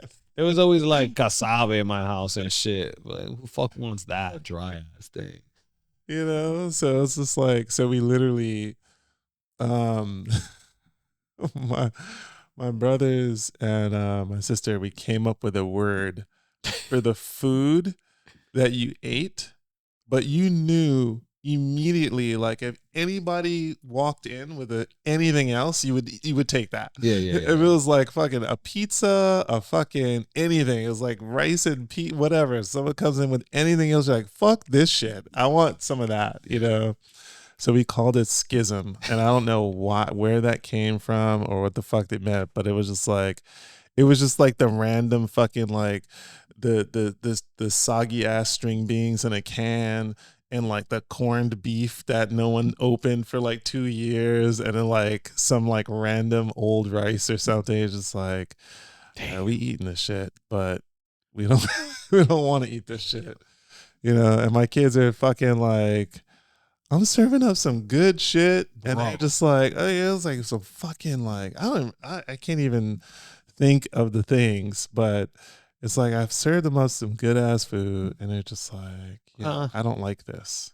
I'm just like, that's crazy. You're damn sure. That's crazy. If it wasn't for Melissa, my kids would probably have reported me to all of the that's agencies. how I feel too. That's how I feel. They'd be at school like, we're not allowed to eat until we go home and eat. Yeah. The contrast is crazy too, because Amaris grew up with there was no male figure, and it was her mom, her, and her two sisters, just girls, very loving, very, you know what I'm saying? So like, then you got me, my brother, and my cousin, who ended up living with us because his dad had to like leave to escape. So they like dropped him off one day. He just lived with us, which is cool. He's an adult or he's a kid? My cousin? Yeah. No, he was a kid. He was my age. Okay. And like the dad got in like trouble. So when you were a kid? Yeah, when I was a kid. Gotcha. But it was basically, you got 3 boys now. My dad with the heavy hand. So it was like completely different upbringings. You had like the Brady Bunch. Yeah. It's like, yeah, the very like I love sharing stories to Maris's mom, because she feels so bad for me, and I find it hilarious. Like, she would feel so bad. I would just tell her, like, she'd be like, Ronnie, and then now she like engages with me. She'd be like, how would your parents deal with this? And to her, it's crazy. Yeah. But it's because like she just came up different, you know, like she came up very loving, and I'm like, my parents loved me too. She doesn't believe me. They loved me in a different way. Like, but they, you know, it was different, because I'm like, and also we were boys. You don't know. I'm like, raising boys versus girls is different. And Maris is learning that with Raiden. She's like, yo, what's wrong with Raiden? What's wrong with? I'm like, he's normal. And my son. But it's because he's fucking crazy. Yeah. But I'm like, boys are crazy. Yeah. They're nuts. Yeah. They're fucking, they're just raging. They're fucking cavemen. If Raiden has anything with a ball, he's going to throw it. If Raiden has anything that looks like a stick, he's going to swing it. That's all this dumb kid knows. All day. I got him like a T, because I'm like, he just got to hit something. Yeah. I'm like, at least let him work on his baseball swing. Yeah. And Abby will fucking play with her dolls and do art. Yeah. And I'm like, quietly and nicely, fucking organized. And I tell her, I'm like, yo, you got, and it's so funny seeing her with Raiden, because she just doesn't know. Yeah. It's the funniest shit. I'm like, that's cool that she has you, right? So there's like a balance, you know, like in my household when I grew up, it was just my mom. So it was just like, what was really interesting about that is like my mom had to play both sides, which was just like, I mean, my mom's like one of the coolest people, the coolest person I know, but like, she just made magical shit happen. Like, she was able to be like, I don't know if your parents did this, like if your dad was like the hardcore person in the house, like my mom would take an extension cord to us, like welts and all that shit. Yeah. And then immediately after, come through with the cocoa butter and the fucking so I'm just like, this is so crazy. What is happening? Like, are you okay? Are you all right? I didn't want Jekyll and Hyde shit. Yeah. Like, wait, all right. I didn't want to whip your ass. You made me whip your ass, but I don't want you to be like hurt. Like, I'm just like, what the fuck is happening right now? Like, hilarious. Yeah, bro. Like, so Amaris never got like whipped. Like, she never, but I'm like, I told her one story that I'm like, you know what my dad used to? My dad used to work overnight, which is the worst thing ever. So me and my brother were fucking just really bad kids in school. Really, just really, no reason to be bad, which are the worst ones. Because now you're just an asshole. Like, you haven't, like, you know. And so what he would do is he would be sleeping when we were in school. So before he left, so by the time we got back home, he would be gone. This motherfucker would hang a belt on our door, basically as like a signal, like hey, we got a call from your school. Like there's a bell on your door that means you're gonna get your ass whooped in the Just middle in of the advance. night. You just got the so memo. now, so now you're in fear for like 8 hours, and he would wake us up to get that ass when he got home to get that ass whooping. Yeah, I've had that before. That's I've definitely had and that you know before. you try everything. You Wake try the to like fuck up. you try to fucking stay up. That's stupid. You try to wear like 2 or 3 sweats. Oh, I forgot about the. Oh, and my then that just God. pisses they would just piss them off Yes. more. Yo, funny things. And yeah, same thing. Oh my God. Like one day my dad, I never forget. Those were one of those moments. My dad whooped my ass so much that he felt bad and bought us Chinese food. That was his way of like, he wouldn't put cocoa butter on it, but like that was his version of that. Yeah. Like, that was too far. Like, Oh he's God. like, yo, what you want from the Chinese spot? I was like, see my brother like, what? Crazy. Yes, exactly. Like, what is happening? Yeah, oh man, I forgot about that shit. My mom used to. She was like, I'm gonna whoop your ass more if you keep running around. Like she wanted you to stay still and get that. Just take it. Yo. Stop running around. Just fucking get over here and get your ass whooped, and then it's over with. Did you ever have to? I don't know what you call it in English. Fuck, incate. Like they would take like a bag of rice, put it on the floor, and have you kneel on it. I've heard. Oh shit, my dad did that to my brothers. Yeah, bro. I didn't. My mom didn't know about that. Yeah. So like a lot of the kids in my building used to play in my house. Mm-hmm. And it was the funniest thing was that my dad would make it very clear. He's like, if you bring like if your kids are here, they're my kids. Oh shit. So your kids will be the same way.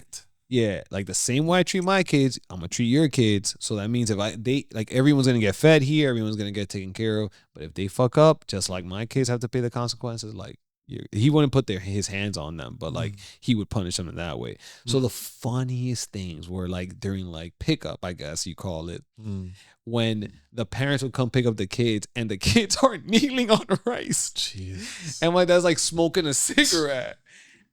Yo, I never forget that. Cause it's like now thinking about it, I'm like, as a parent, it's like, what the fuck? You know, but that was the thing. That was regular. Back in the day, it was like, good. What did he do? Yeah, and exactly. You're just like, oh shit, like damn, mom, like, yeah, what did he do? Well, how did he fuck up? It's like, oh, okay. It was funny, man. Funny times, bro. That is one of those like low key things that makes me afraid. Is like we're at a time where it's not safe to I don't know if discipline is the best word, but like we can't, like you see somebody else's kid doing something wild, it's like you can't even say anything.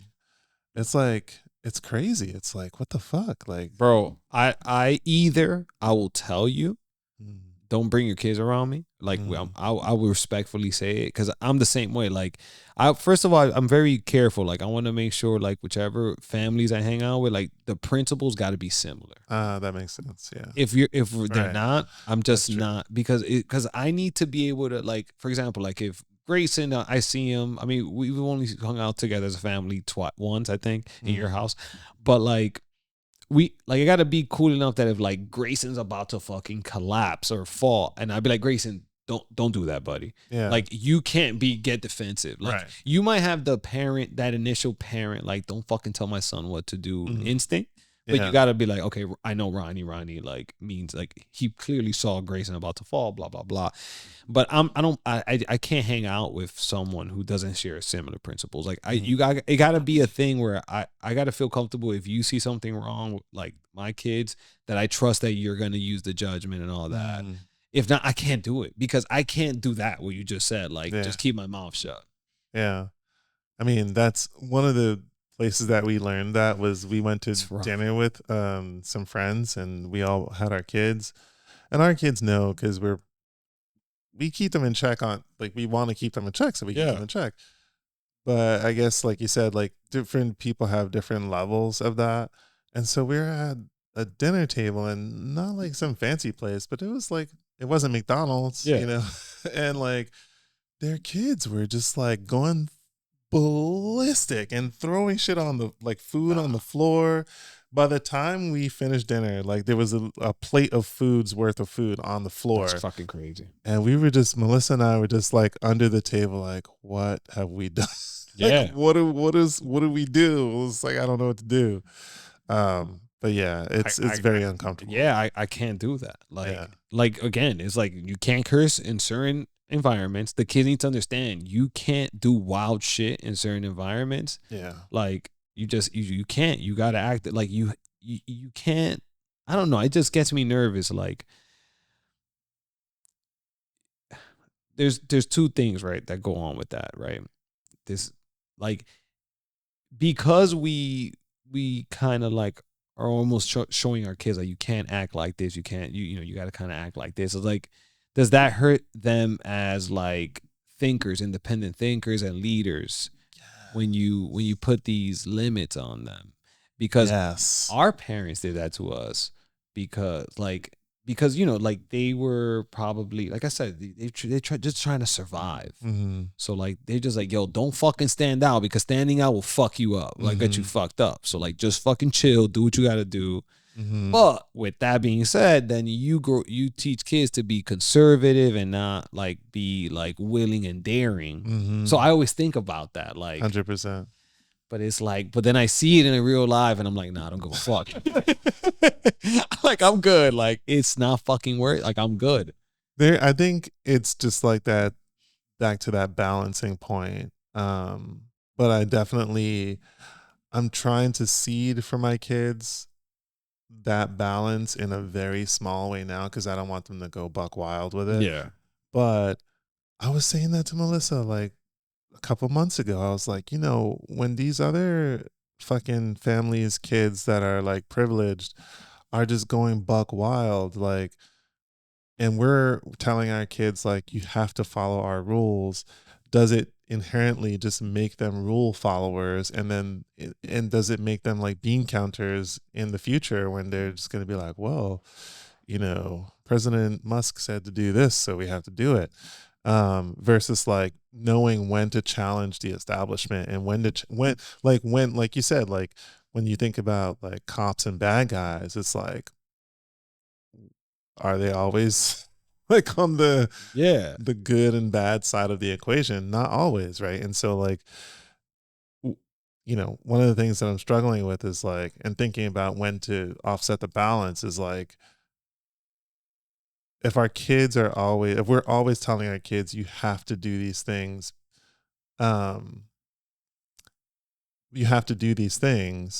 then do they get to advocate? Do they learn negotiation skills? Do they learn how to push the envelope? And now I've shifted into this space of, first of all, I'm very intentional about when I tell them that I don't want them to do something, I tell them why. Like, I don't want you to do this because X, Y, and Z. And at the same time, I'm trying to choose specific areas where it's like, if I say something like, well, I don't want you on the iPad all day, you know, it's bad for you. And Grayson gets all pouty. And I'm like, okay. So I like to make them work together too. I'm like, the both of you go in your room and come back to me with 3 reasons why I should let you go on the iPad. And I'm not telling you that means that you're going to get to. If they're good enough, maybe I will. I don't know. But you're going to go and find out. And then they go in the room, they're like trying to talk to each other. Like, no, we got to say this. No, we got to say that. Like, this might work. And they come back and they're like, Dad, here are the 3 reasons why we should. I don't know. I'm just fucking grasping at straws here. Like, let's see what happens. Help them to like stimulate their minds a little. Just like not end up raising people who are just like, oh, the rules are this, so we have to just do what the rules say, right? Like, I get it, bro. But it's just forever. Yeah, like with a marriage, she's like, she's like, you want Abby to do what you want? I'm like, no, I want Abby to do what I want, and then I also want her to fucking figure out a loophole out of it. And I'm not gonna show her that I'm fucking proud of her yet, but I'm fucking proud of her. He's like, what? I'm like, don't worry about it. Like, I just, Jocko, like, discipline is freedom. That is one thing I try to stick to. Like, if they grasp the game, then they can manipulate the game. So that's what kind of keeps me like, okay, if she, like, they're like, if you create, the way I try to think about it is like, I'm creating a circle. You can do whatever the fuck you want in that circle. I won't control that, but it's within this circle. And then I'm going to make the circle bigger, and then you can play within the circle. But I still think they need like these boundaries. Yeah. You know what I'm saying? Yeah, for sure. I think when I become like a I don't know what you call that, but like an overly upset, like a helicopter parent, then they call it, is when I then fucking throw myself into that boundary that I gave them. That's when I got to check myself. Like, yo, Ronnie. What do you mean? Like, well, if I create the boundary of like, hey, you guys can play with the magnet tiles. Go ahead. Like, whatever. Let's just say that. Whatever. They're playing with the magnet tiles. They asked me. I was like, yeah, go ahead. And then I try to barge in when they're not playing with the magnet tiles the way I envision them playing with the magnet tiles. Yeah. That's where I got to catch myself a lot. Because, like, if they make this thing and then it's super noisy and I'm trying to work, and it's like, Ronnie, don't fucking work while they're playing with magnet tiles. Like, it's on you, but sometimes my reaction is like, a lot of times I got to check myself. And Amaris luckily does it too. She'll be like, yo. And I was like, oh, shit, you're right. My bad. And I'm like, hey, guys, my bad. You did nothing wrong. It's all me. Like, so that's what I struggle with, but that's how I justify it. Like, just give them. I just don't like when fucking parents don't give any boundaries and these kids are just wilding. But again, there is something to that too. It's probably the same kids that will go right into their CEO's office and be like, I need a raise right now. Yeah. Or fucking be the CEO. Right. Exactly. Right. Like, they're the ones, fucking calling the shots. Yeah. Right? So, yeah. I don't know. Yeah, but God help me. The day one of them says something flippant to me, I already fucking probably for the first time and maybe ever or in a very long time. I guess maybe, yeah, it's probably ever because he was just so young before. But yeah. The other thing is I don't like yelling. Yeah. I just feel like it doesn't suit me. It doesn't fit my nature. Yeah. But like Grayson said, like, he's getting into that age where he's gonna push boundaries a lot, and I don't mind pushing boundaries. I also just have a very strong sense of respect, and like he said, he was that type of shit. Your face changed. What'd he say? I don't even know what he said. Yeah. It was just that type of shit that you say as you're walking away from your parent, Yeah. And I was like, all sorts of explosions were happening in my brain. I was like, come back here. And I was like, you will never talk to me like that. And I was just like yelling at him. I was like, I talk to you with respect. I expect the same respect back. I will never talk to you like that. And that's why you will never talk to me like that. I was just like, I've lost my freaking mind. That's okay. Once in the blue, bro. I can't. When I see kids doing that to parents, it hurts so deep. It's just like, you just let your kid like tell you to like shut up or like I would lose my actual mind. I will lose my shit. Like what? Like no. And I told him that, and we both told him that too. And we try to balance our emotional. Melissa's way more emotionally charged than I am. But we also try to balance that with like quiet time discussions also. Where just like, just know that the things that you see your friends doing, that doesn't play in this house. Oh, like I have that conversation all the time. I have it about her cousins all the time. But look, the rules in your cousin's house, you respect them. They're not going to be the same. Yeah. And I'm like, and I don't agree with, and I'm like, look, I'm going to tell you something right now. Like, the rules that they have, I don't agree with them, all of them. But we love each other, and I respect them. And when they come to my house, they have to respect my rules, and their mom and dad, that I have different rules. you have to respect them. But what you do over there, you do it over there only. And when you come here, that shit's done. Yeah. Yeah. That's it. Yeah. But yeah, watching some of this stuff is insane. Just like, dude. Wow, bro. We're dads. We're dads. You ready to call it? I think we should. I didn't even realize we did 3 hours. 3:11. What time is it? Bro, you got a big day tomorrow too. Yeah. We'll call it. Show up for my girl. That was fun.